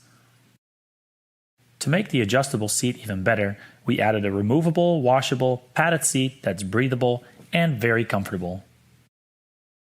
A left side rear view mirror is included with every Catrike. This makes it easy to see what's behind you, keeping you safe on trails or around traffic. The Catrike adjustable handrests keep your hands in a supported, ergonomic position while riding, ready to brake or shift when needed. The dual-sided clipless pedals on the Villager can be used with platform shoes or in combination with shoes and cleats to keep your feet attached to your pedals. The Catrike custom locking brake levers are ergonomically shaped for easy gripping and turn into convenient parking brakes with the push of a button. Equipped with a SRAM 30-speed drivetrain and TT500 bar end shifters, the Villager gives you a wide range of gear options for any terrain or wherever your adventure may take you. Custom Catrike Bash Guard is an excellent safety feature that every recumbent should have and keeps your clothes, shoes, or other gear from contacting your chain. Catrikes come standard equipped with high-quality Schwalbe Marathon Racer tires. These tires offer the perfect combination of speed, durability, and comfort. All Catrike models, including the Villager, are available in 8 stunning colors: Moonrock Silver, Electric Blue, Eon Green, Firefly Yellow, Atomic Orange, Lava Red, Candy Purple, and Liquid Black. The Villager is designed internally using the 3D computer modeling software SolidWorks. This powerful software helps the engineers visualize a trike design or fixture before it is even built and helps bring ideas from screen to reality. In conjunction with SolidWorks, the engineers use a Faro Coordinate Measuring Machine, or CMM, to align trikes and fixtures to the computer model with an accuracy within a couple thousandths of an inch. Measuring a trike is made easy with the CMM software, from picking reference features on the CAD model, measuring them on the fixture, and touching off on individual surfaces to identifying if they are out of tolerance. This ensures our frames are consistently accurate every time. This same technology is used for all Catrike models. The Villager, along with all Catrikes, is manufactured in our Orlando factory. We use the latest technology and our award-winning Catway manufacturing process to create the best performance trikes available. Each Catrike tube is fabricated and TIG welded from aerospace-grade aluminum in many thoughtfully designed fixtures before being cleaned, heat-treated, powder-coated, pre-assembled, and carefully packaged to ship to our network of professional dealers. The Catrike Villager is an excellent choice for the first-time recumbent buyer. Priced at $25.50, it is a lightweight, well-equipped recumbent trike packed with features. To add versatility, it can be outfitted with a range of accessories, including front fenders, neck rest, exit assist bars, racks, and bags. To go farther, faster, and with greater ease, the Villager can also be equipped with an electric assist, Bosch-powered e-kit that mounts seamlessly onto the Villager.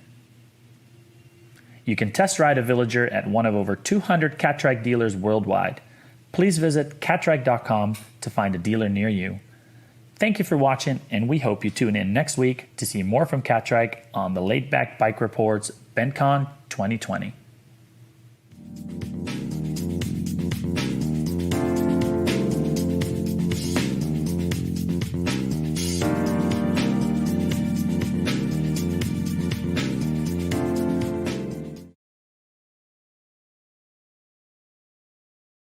And there were all the guys down at Catrike. Thank you so much, guys. That was Tice who narrated that one from Catrike.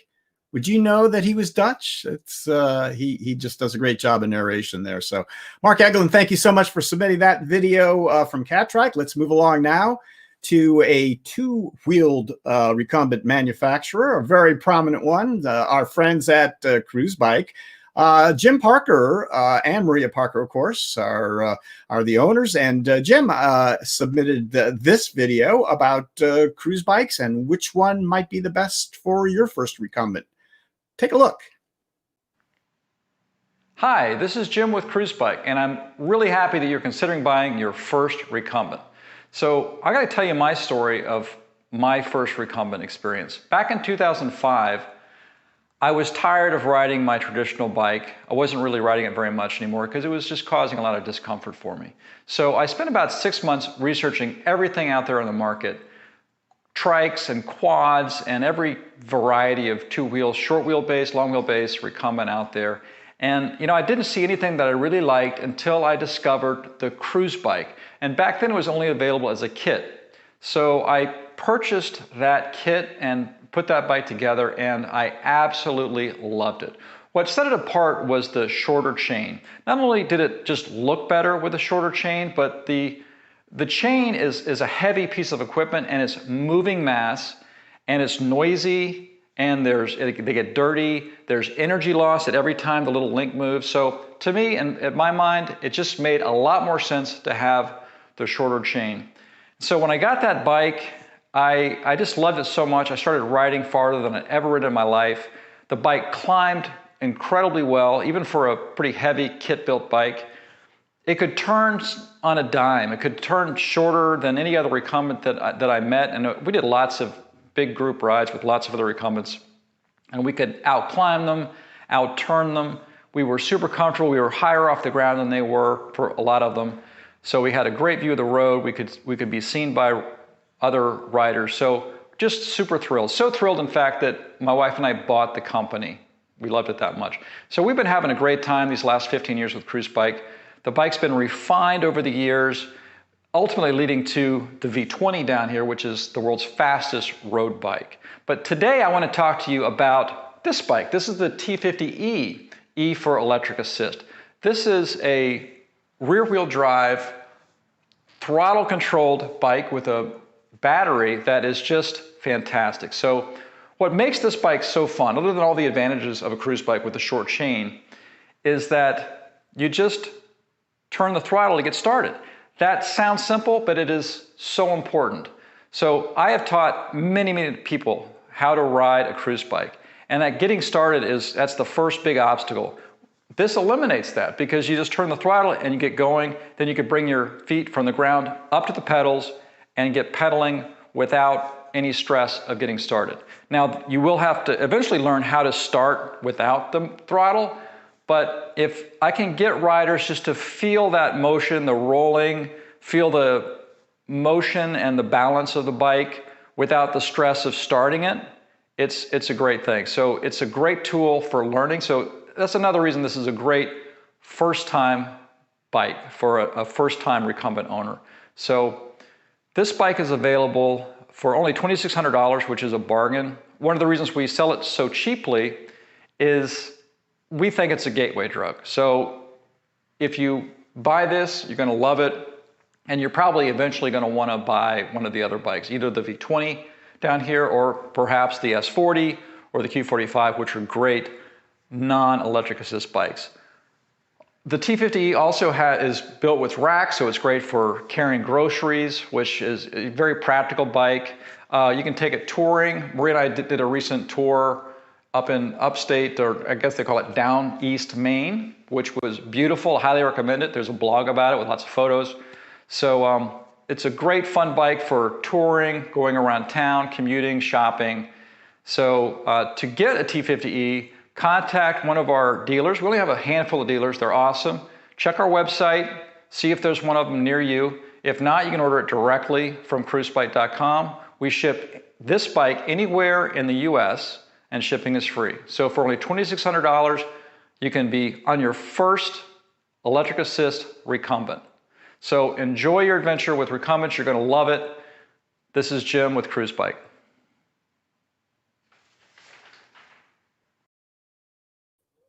Thank you, Jim. Beautiful. Great job. Okay, so that was Cruzbike. We appreciate those guys.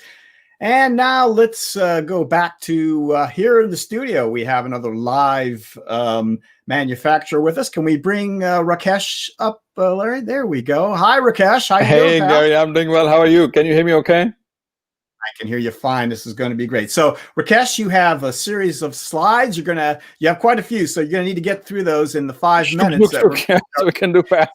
And do not, don't neglect your trike there at the end. I want to make sure that you have a chance. Okay. I know you kindly put together what looks like a really neat program about buying that first recumbent, but keep in mind the time, okay, so that we don't neglect the end there. All right, so Larry, let's go ahead and get the slides up if we can, along with Rakesh. There we go. And Rakesh, we're going to start it right now. Go. Yeah. So Gary, this was an interesting question you had posed.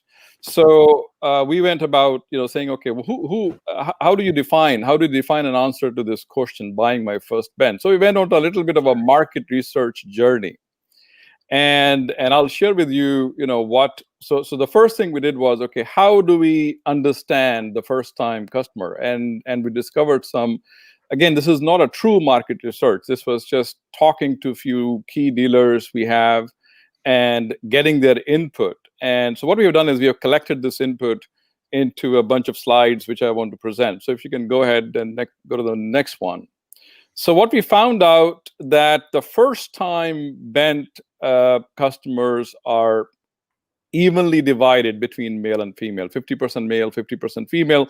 There is some debate, maybe it's 60-40, but the numbers is, we got agreement.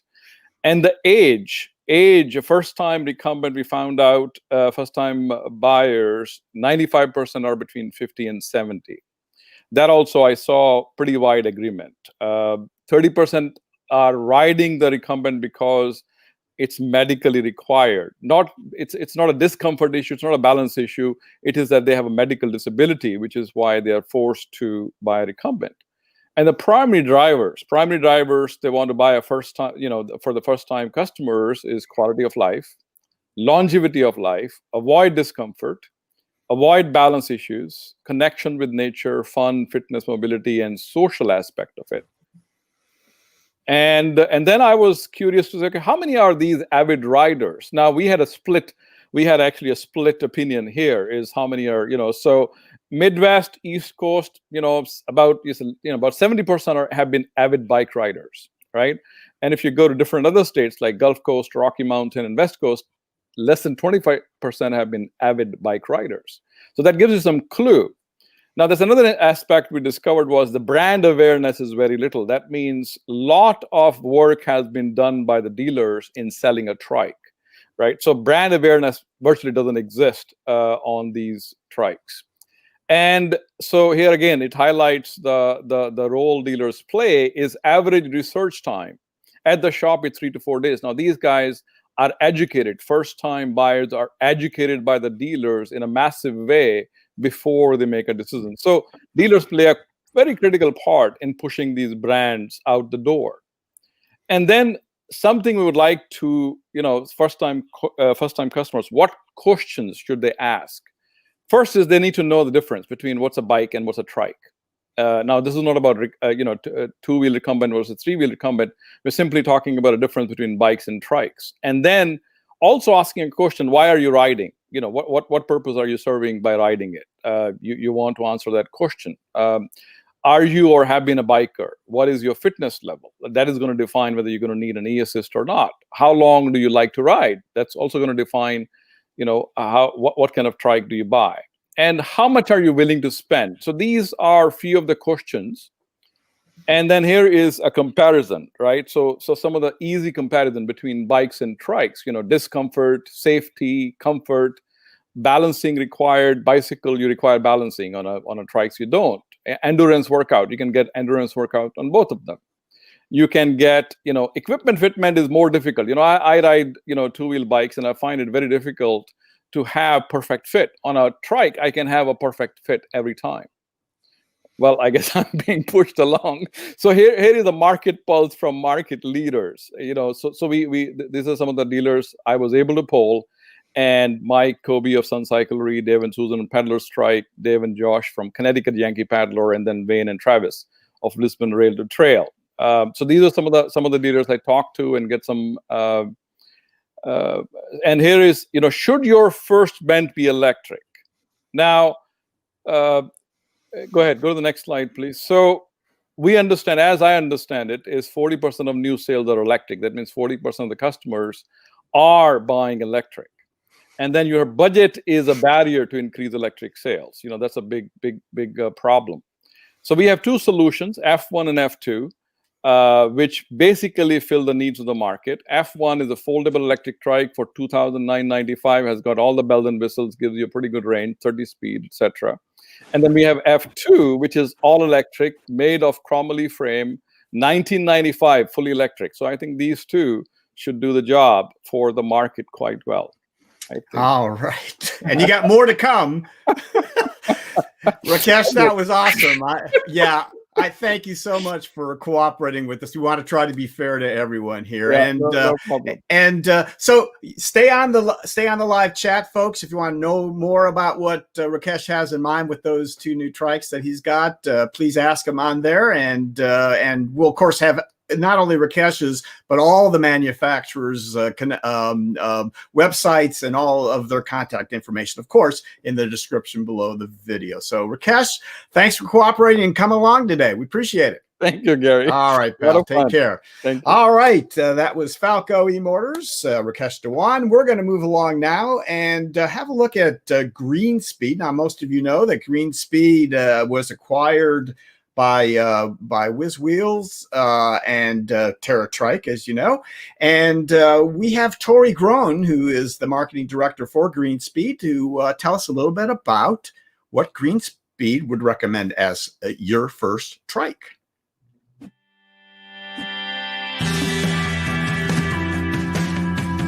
Hello, everybody.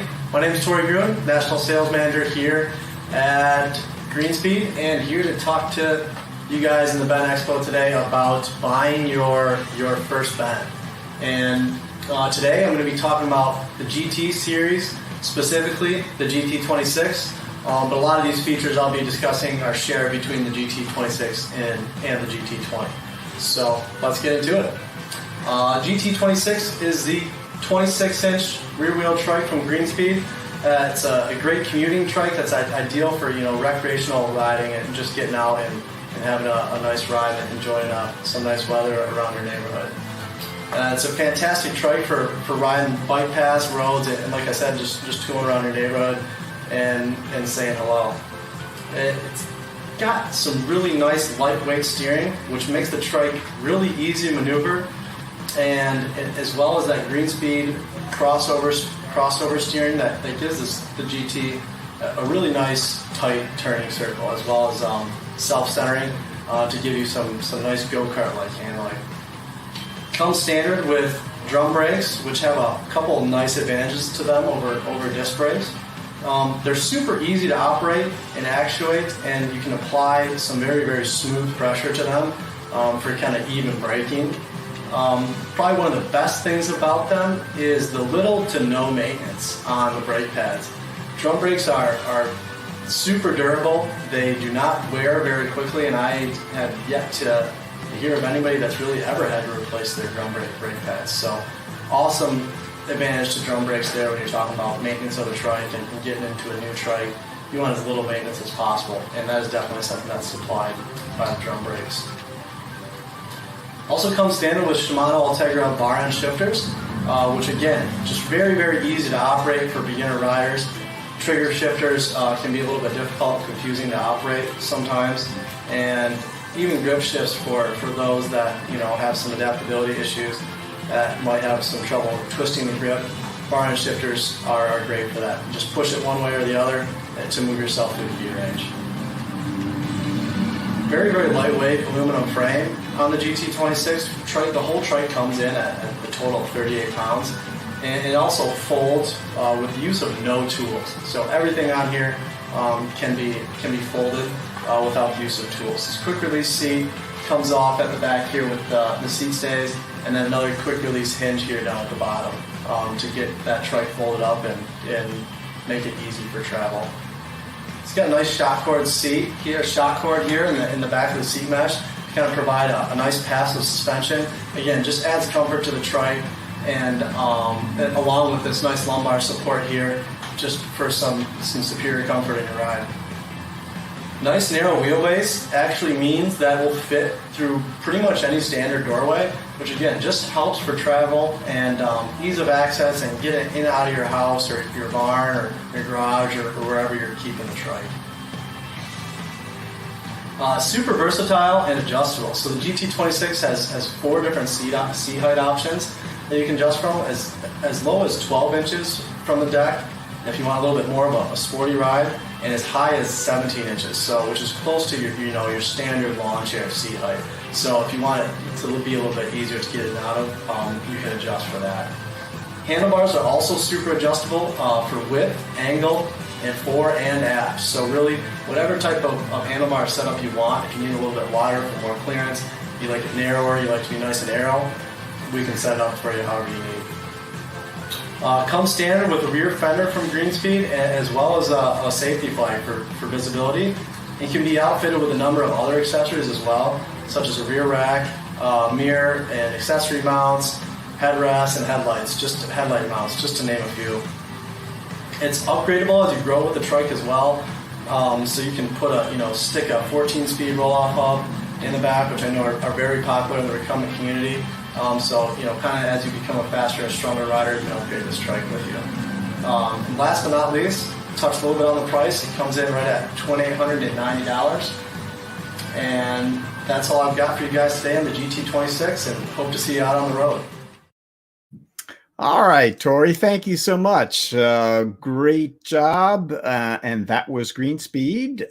So let's go on to the next manufacturer, our Hase Bike friends. We're going to talk with David Black about some Delta trikes. We've had some questions. Where do you go with Delta or a Tadpole? Well, these are guys that specialize in Delta. My name is David Black. Larry, I'm here in Cornwall, Vermont at Hase Bikes, and we're going to be talking about what an individual might think of when they're looking for a trike or a recumbent bike. And so the easiest one for me is the Hase Trigo. Is a great entry-level starter bike that has a lot of flexibility in fitting and comfort and adjustability to the broadest range of riders that I can think of. So if somebody came to me and said, I want a trike, I would say, well, what kind of riding are you going to be doing? And I, at the same time, I'm looking at, where are you? Are you in the Colorado mountains, or are you down in Phoenix, Arizona, where it's flatter? So that would kind of tell us what kind of gearing we might think about. Also, what kind of terrain we're riding on. Are you going to be riding on rails and trails? That's a point where we're going to want, maybe a little more comfort, a little wider tire. You can go to a lower seating position on a rail and trail, but if you're on the city streets, you might want to be at a higher position where you can be seen and see what's going on around you. Has got a great range of steering. It's probably, typically quite a bit more than any other type of recumbent bike. So whether you're pedaling at a walking pace and navigating through boardwalk traffic or sidewalk traffic, you can kind of do that. You can pedal at a walking pace and go with people. The Trigo, as an example, is going to give you an easy on and off positioning, a lot of range of adjustability, forward and backward recline.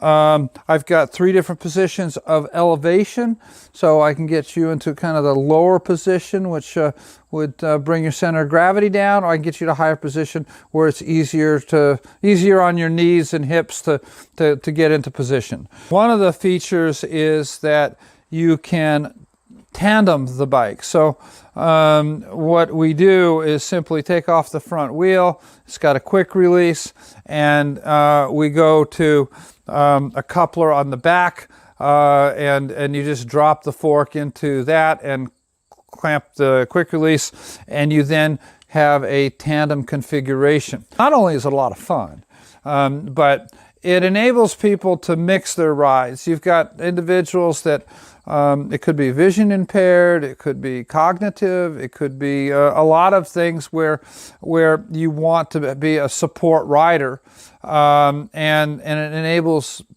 a bike to be able to allow for that.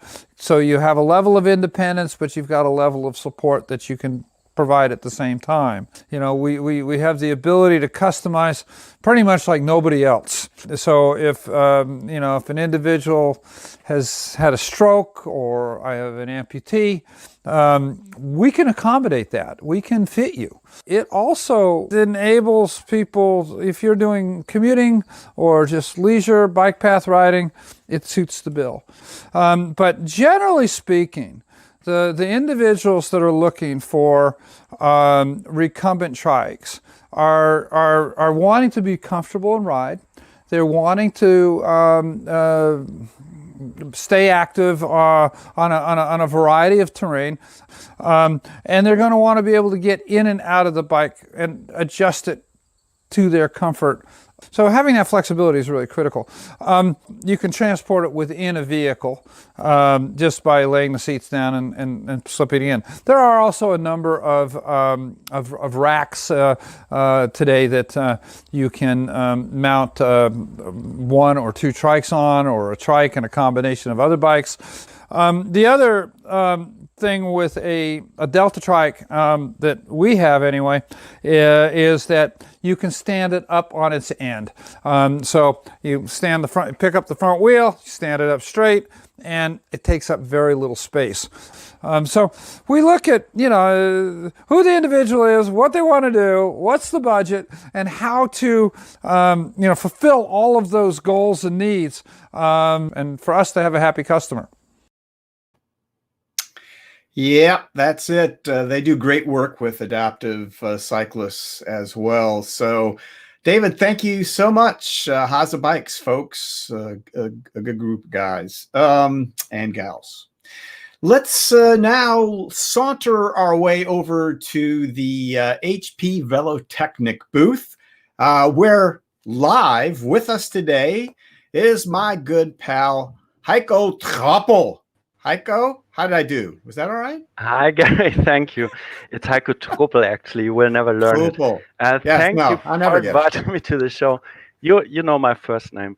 Thank you for inviting me to the show. I will just get into the things. We're talking about buying the first bend. Yeah, and now we'll get your slides up. You guys ready with his slides too? It's okay. We'll give you a second to start. Later. I will tell you. You go ahead. So our aim is nothing less than building the best bend for you. And the simple answer is I cannot pick one model. We have 50 models. I cannot pick one model and tell you it's the best one, because you are highly individual, and we have we can build highly individual bikes or trikes. So you are special. You need a special bike or trike. Which is why I don't know whether you remember our first talk when I said, please put the dealers in first, because the dealers know how to find out what is your needs, what do you need as a product. You decide to buy a premium product, and so our first advice is get premium advice. We put our trust in handpicked, dedicated dealers who will take best care of you and trust in direct and close contact to us. Of course, on our website, we offer some low-level advice tools like a product finder or the recumbent categories or recumbent worlds, the configurator where you can get all the information, and it's a lot of information. Don't rely on research on your own, and take advice. However, we reacted on two kind of customers who just want to ride. Who tell, I want to try out a recumbent, and I want to ride it now.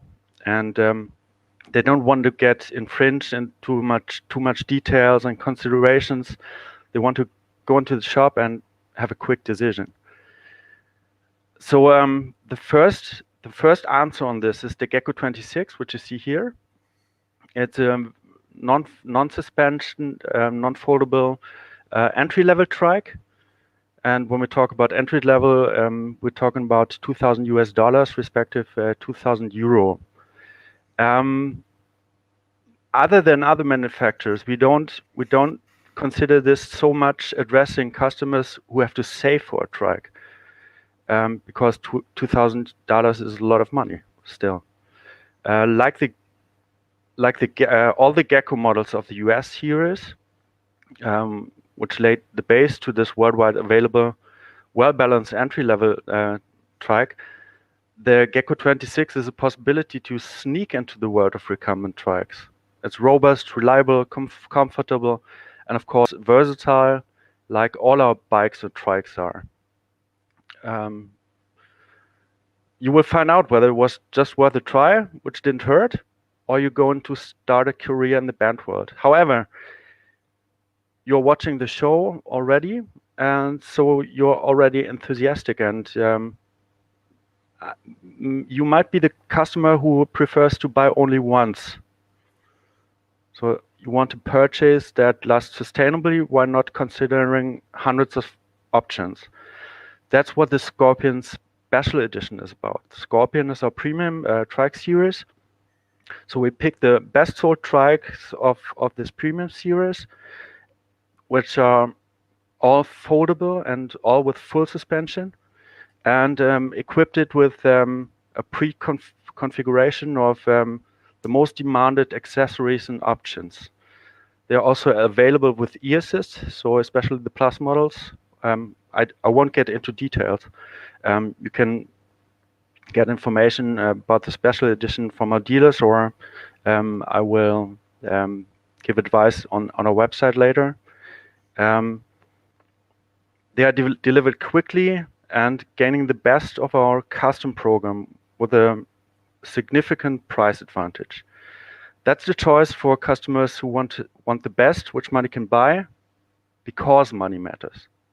So we don't advise to go for the cheapest thing, but it's still an investment. Even our Gecko 26 is an investment.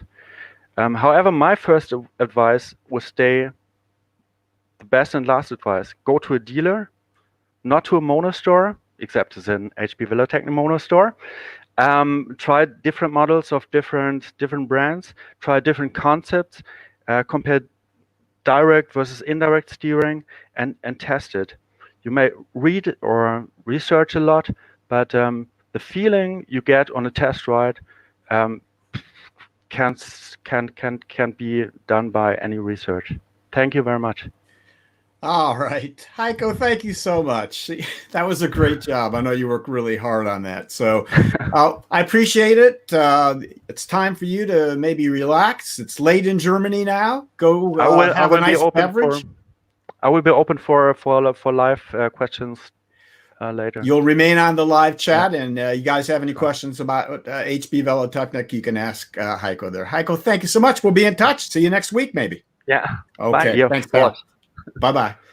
All right, guys, HP Velotechnik, and we're going to stay in Europe. We're going to see a really interesting video from our pals in Cornwall, England. Ice Trikes is up next. We're going to see what Patrick has to tell us about Ice's first recommendation, or a recommendation for that first trike.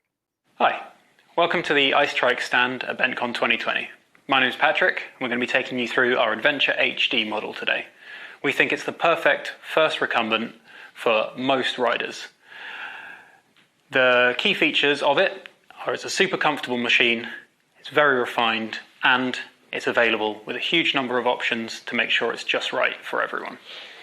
We always recommend test riding a trike if possible. We have a wide range of dealers in all parts of the USA, Canada, and Europe, as well as a few dealers around the world, and we encourage them to hold demo trikes for you to go in and test and make sure the trike is going to work perfectly for you. So there's a few different ways to buy your Adventure HD.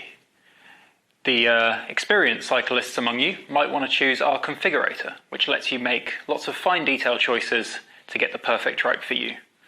If you don't know so much about cycling, our fast track trikes give you a really good specification that suits most riders, and they're also available with electric assist and with more standard non-electric assist systems. This trike we have with us today is one of our summer editions trikes.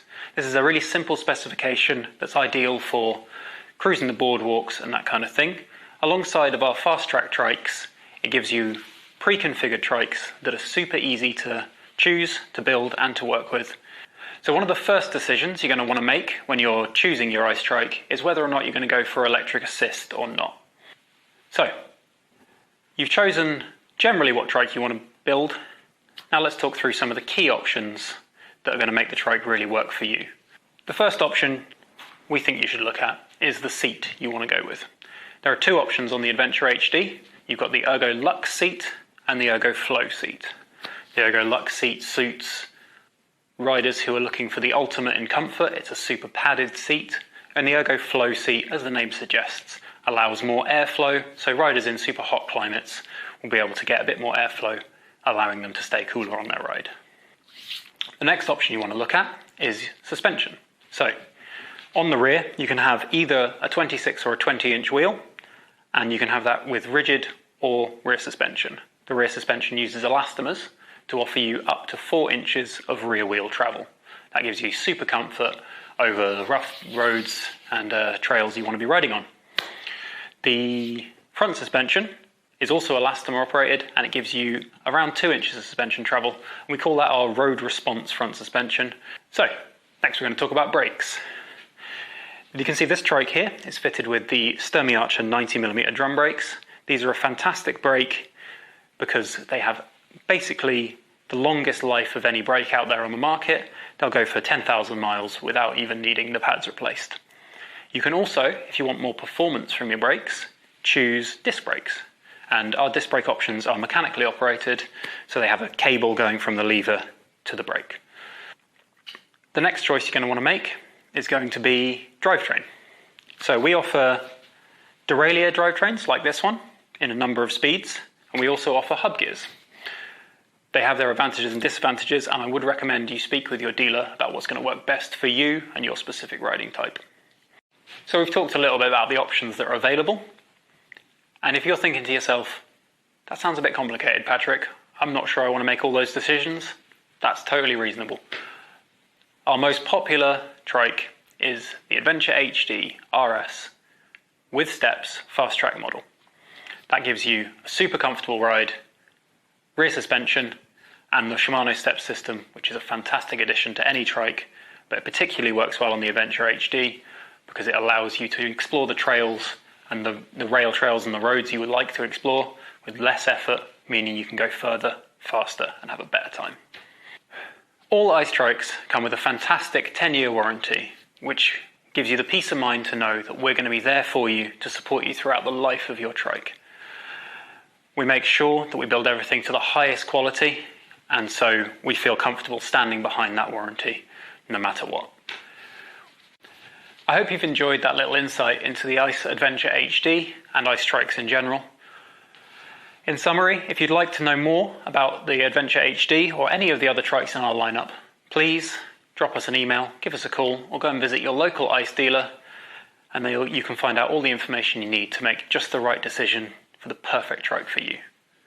Thank you very much. All right, Patrick, thank you. Great. Guys, we have just a couple more manufacturers to go, and then we're going to finish up with in a short segment where we're going to ask our audience to participate. I want to keep that focused and short today. So as I mentioned earlier on, if you have good memories or particularly bad memories, I guess, of purchasing your first recumbent, and you have some advice, either good or things to avoid, pitfalls, that kind of thing, for our viewing audience, now put them into the live chat, and I will try to get those up. We'll take a look at them, maybe have a little short discussion on them. So that way we'll include what you have. And the live chat's going great. I see you're all interacting with the manufacturers and getting your questions answered. Again, if you haven't done that and you have questions about specific bikes, trikes, or velomobiles from our manufacturers, they're mostly on the live chat right now. Go ahead and ask them. So, all right, Larry, I think we are on to TerraTrike. This is Marshall Randall and TerraTrike's suggestions. My name is Marshall Randall, and today we're going to talk about your first TerraTrike. TerraTrike has so many trikes in its lineup that are really great candidates for your first trike, but today we want to focus on the Maverick. At $1,199, it's a very affordable trike and makes, again, for that, just an awesome pick for your first trike. One of the first things I want to talk about with the Maverick is the seat. It comes with TerraTrike's wide seat, and at 15.5 inches of seat height, it makes a very easy seat to get into and get out of, as well as it's got 2 fixed seat positions for adjustment, and then you can also adjust it for recline so that it fits your many riding styles. Next on the trike, as we're back here at the rear of the trike, let's talk about the drivetrain. The drivetrain on the Maverick is an external geared system, uses an external derailleur. It has an 8-speed cassette on it that's a wide range cassette, and it's also something that's easily customizable. So by that I mean you can change out this cassette and you can get an even greater gear range on it. As we move from the rear of the trike up to the front, you'll find TerraTrike's handlebars they're both adjustable, and they have a horizontal hand position, which proves for both an ergonomically and comfortable hand position. On the handlebars themselves, you'll find the micro-shift grip shifter, which is connected to the external rear derailleur that we spoke about earlier. And then you'll find Pro Max shift or brake levers, which are connected to very efficient mechanical Ohanga brakes. As we move back from the handlebars, we'll talk about the wheels. The wheels on the TerraTrike use TerraTrike's proprietary rims and hubs and are shod with Schwalbe 20-inch by 1.75 road cruiser tires. Next, I want to talk about the frame on the Maverick. It's steel blue in color. The tubes are round, high tensile steel, making for a very lightweight and comfortable frame set. It's also a frame set that is designed and set up to accept many of the TerraTrike accessories, be it bags, flags, lights, and others. But another really unique thing about the Maverick is that, like many of the TerraTrike models, it's also adaptable to the Bosch boost system. So this, like many of our trikes, is easily adaptable to be electrified, should you so desire. And then all this just really wraps up to a fantastic first trike, again, at only $11.99. Thanks for watching. And thank you, Marshall. Wonderful. That was TerraTrike. And now that brings us to our final manufacturer, who, luckily enough for us, is with us live. It's my pal Tom Floor in Lincolnton, North Carolina. Tom, are you with us? There we go. How's it going, pal? I'm here. I'm great. Hopefully we're saving the best for last. Well, that's the advantage of being. You might have noticed this was alphabetical, so I know. It's one advantage to be you instead of being Avenue Trikes, I guess, today. Anyway, so all right, Tom, we have a few slides, and we're going to start the timer right now. You go ahead. All right. Well, and since we make so many models, I thought I would concentrate on our entry-level trikes, and by entry-level I mean trikes under 2,000, and then electric versions under 3,500. A lot of first-time recumbent purchasers have a little bit different criteria than experienced riders. Some have actually never been on a trike.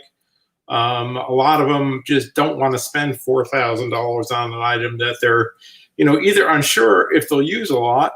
And then there's just geographically, there's so many places in the country where there's just no recumbent dealers within a reasonable traveling distance. So you have to rely on websites, Facebook groups, YouTube videos like the one we're doing and the like. And at Trident Trikes, we feel like we have options for everybody in every price range, as well as for every rider ability. Whether it's your first trike or you're upgrading to something nicer, or you just want to upgrade your existing trike to something electric.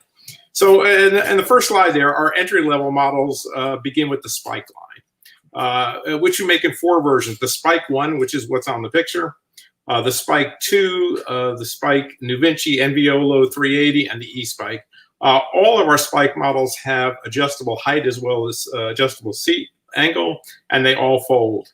The higher seat makes it a little easier to get in and out of, has direct steering. And again, this is a Spike 1, which is a 7-speed folding trike. It retails at $1,099. And I want to say this up front, for a lot of people, this is all the trike they will ever need. We do an upgraded Spike 2, which is a 24-speed version. You get a little bit nicer equipment. You get the AZUB BB5 brakes on these. And then we also do Spike with the NVOLO stepless hub. And we use the NVOLO TR hub. And this is absolutely not the same as the cheaper CT hub, which a lot of manufacturers are using. The CT hub only has 310 degrees of gear range. The TR has 380 degrees. And the TR can also handle 70% more torque. And this is really important if you want to upgrade in the future to use a mid-drive up front. And then lastly, we do our E-Spike, which is what this is, which I've argued for the longest time is the #1 selling electric trike in the industry. And of course, I have no proof of this because nobody reports numbers. But just to give you an idea, right now, as of today, we are oversold over 200 E-Spikes. So it's a really big seller. And at $28.29, you get everything you could ever want in an electric trike. You get a powerful geared hub motor, a long-range battery. You get Big Apple tires, 6 power assist modes, and a throttle as well. Spike also has a larger cousin, which we don't have a picture of, which is the Type model in both electric and non-electric models, and it's for a 400-pound weight capacity. You go to the next slide, if you would. For wedgie riders and people who want a little more performance, we also have our best-selling Stowaway folding line. The Stowaway is a lower seat in general, although it is height adjustable and angle adjustable as well.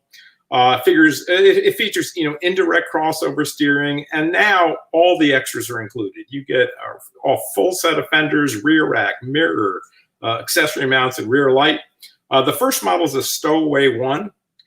Which is a little bit more basic components. You get 27 speeds, twist shifters, BB5 brakes, and Kenda Quest tires, and it retails at only $16.29.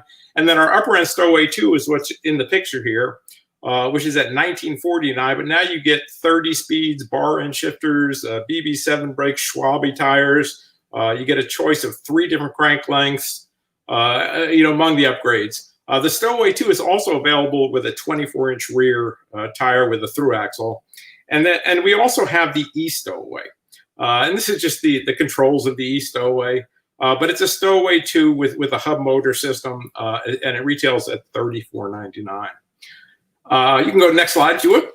The last segment of entry-level trikes is the fat tire, folding terrain models, which have really been a growing segment for the last few years. A lot of new riders, and especially mountain bike riders, start with these. And again, at Trident, we want to give you as much value as possible, not break the bank.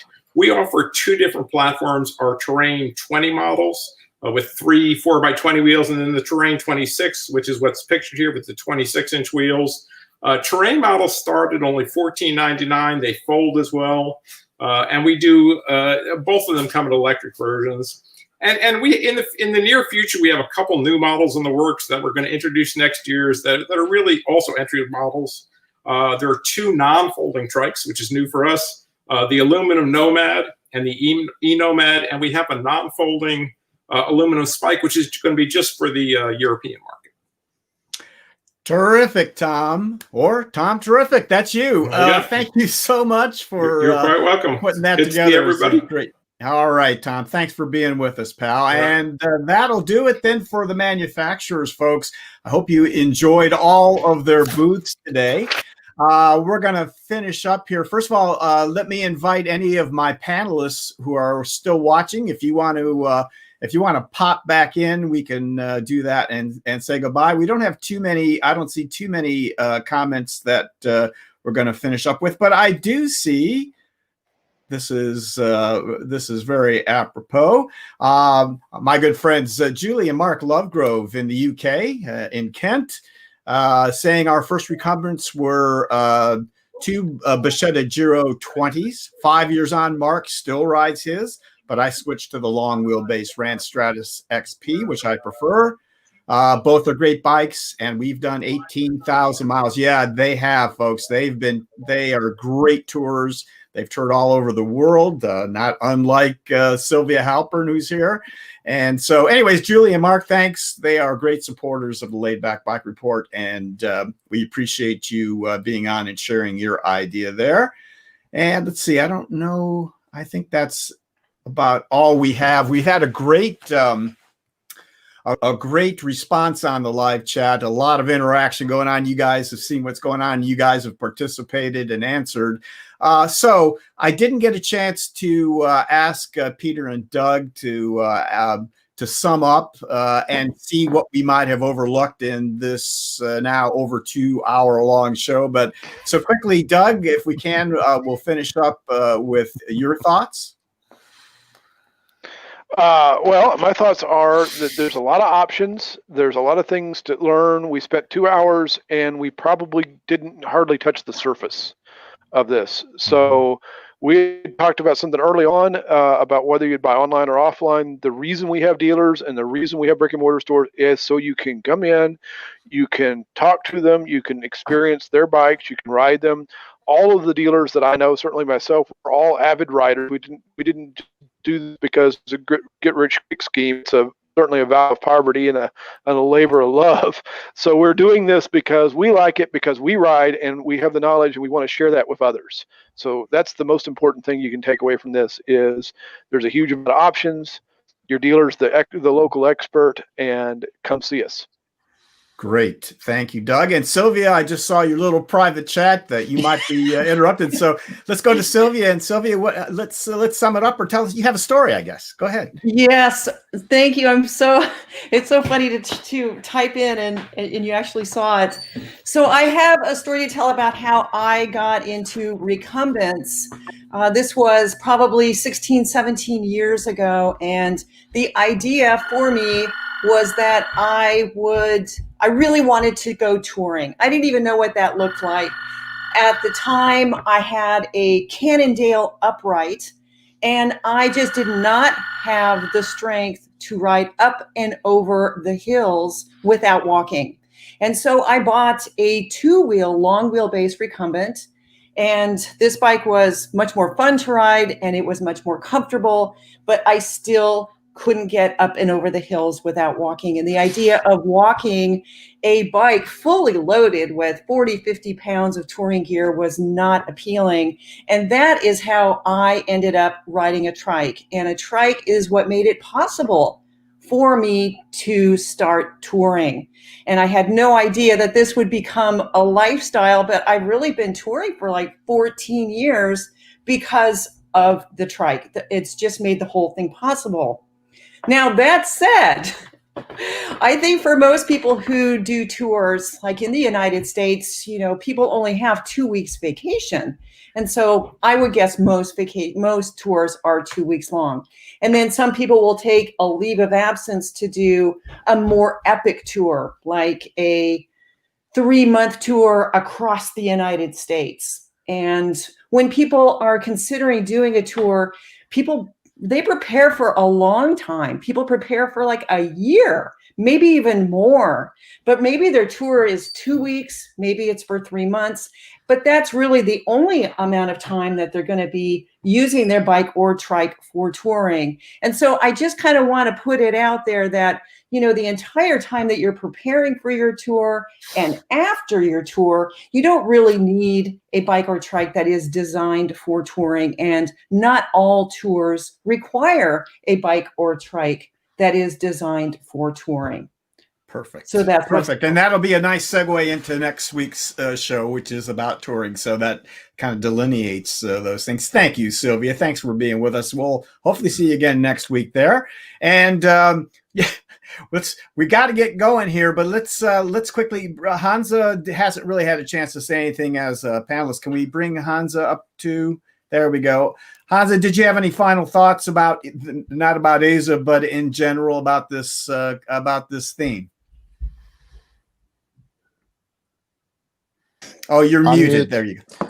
Well, I think what I have heard, I have to say I agree with Heiko from HP Velotechnik. All people are individuals, and they should have individual bikes for them and for their use. So I think really, and the manufacturers had also difficult time to choose just one bike or trike as the best one for the beginners. So just spend the time, even if it takes 2-3 hours in the car one way or even more, and go to a dealer and try the best bike or trike for yourself.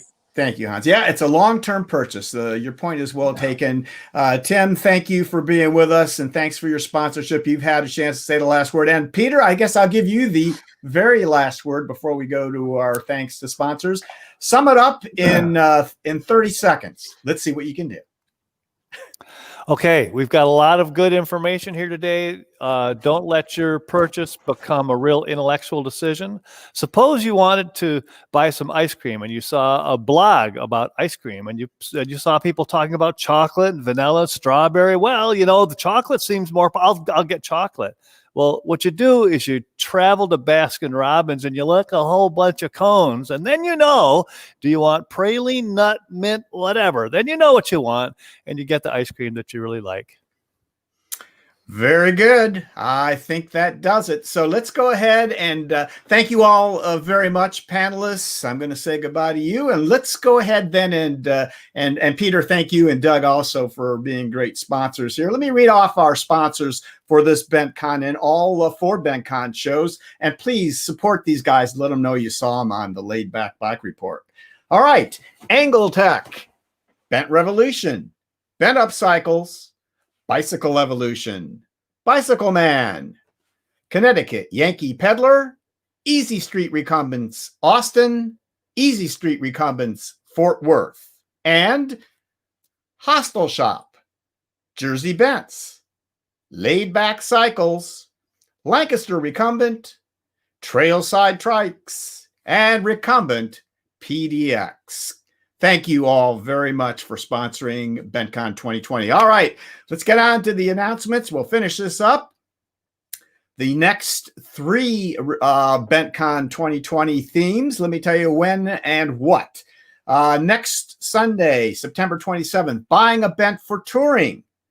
October 4th, the Sunday after that, buying a fast or racing recumbent.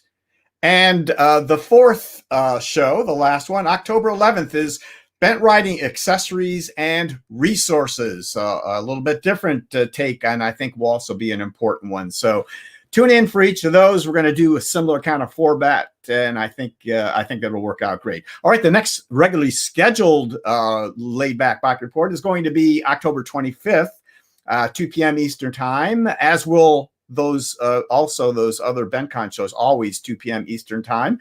On the 25th, we're going to do a show about winning back your health with a recumbent. So we're working on that already right now, so we hope you'll enjoy that. Now, how can you support the Laidback Bike Report? If you like what you saw today, if you like what we do, please like us on Facebook, subscribe to us on our YouTube channel, click the little I right there.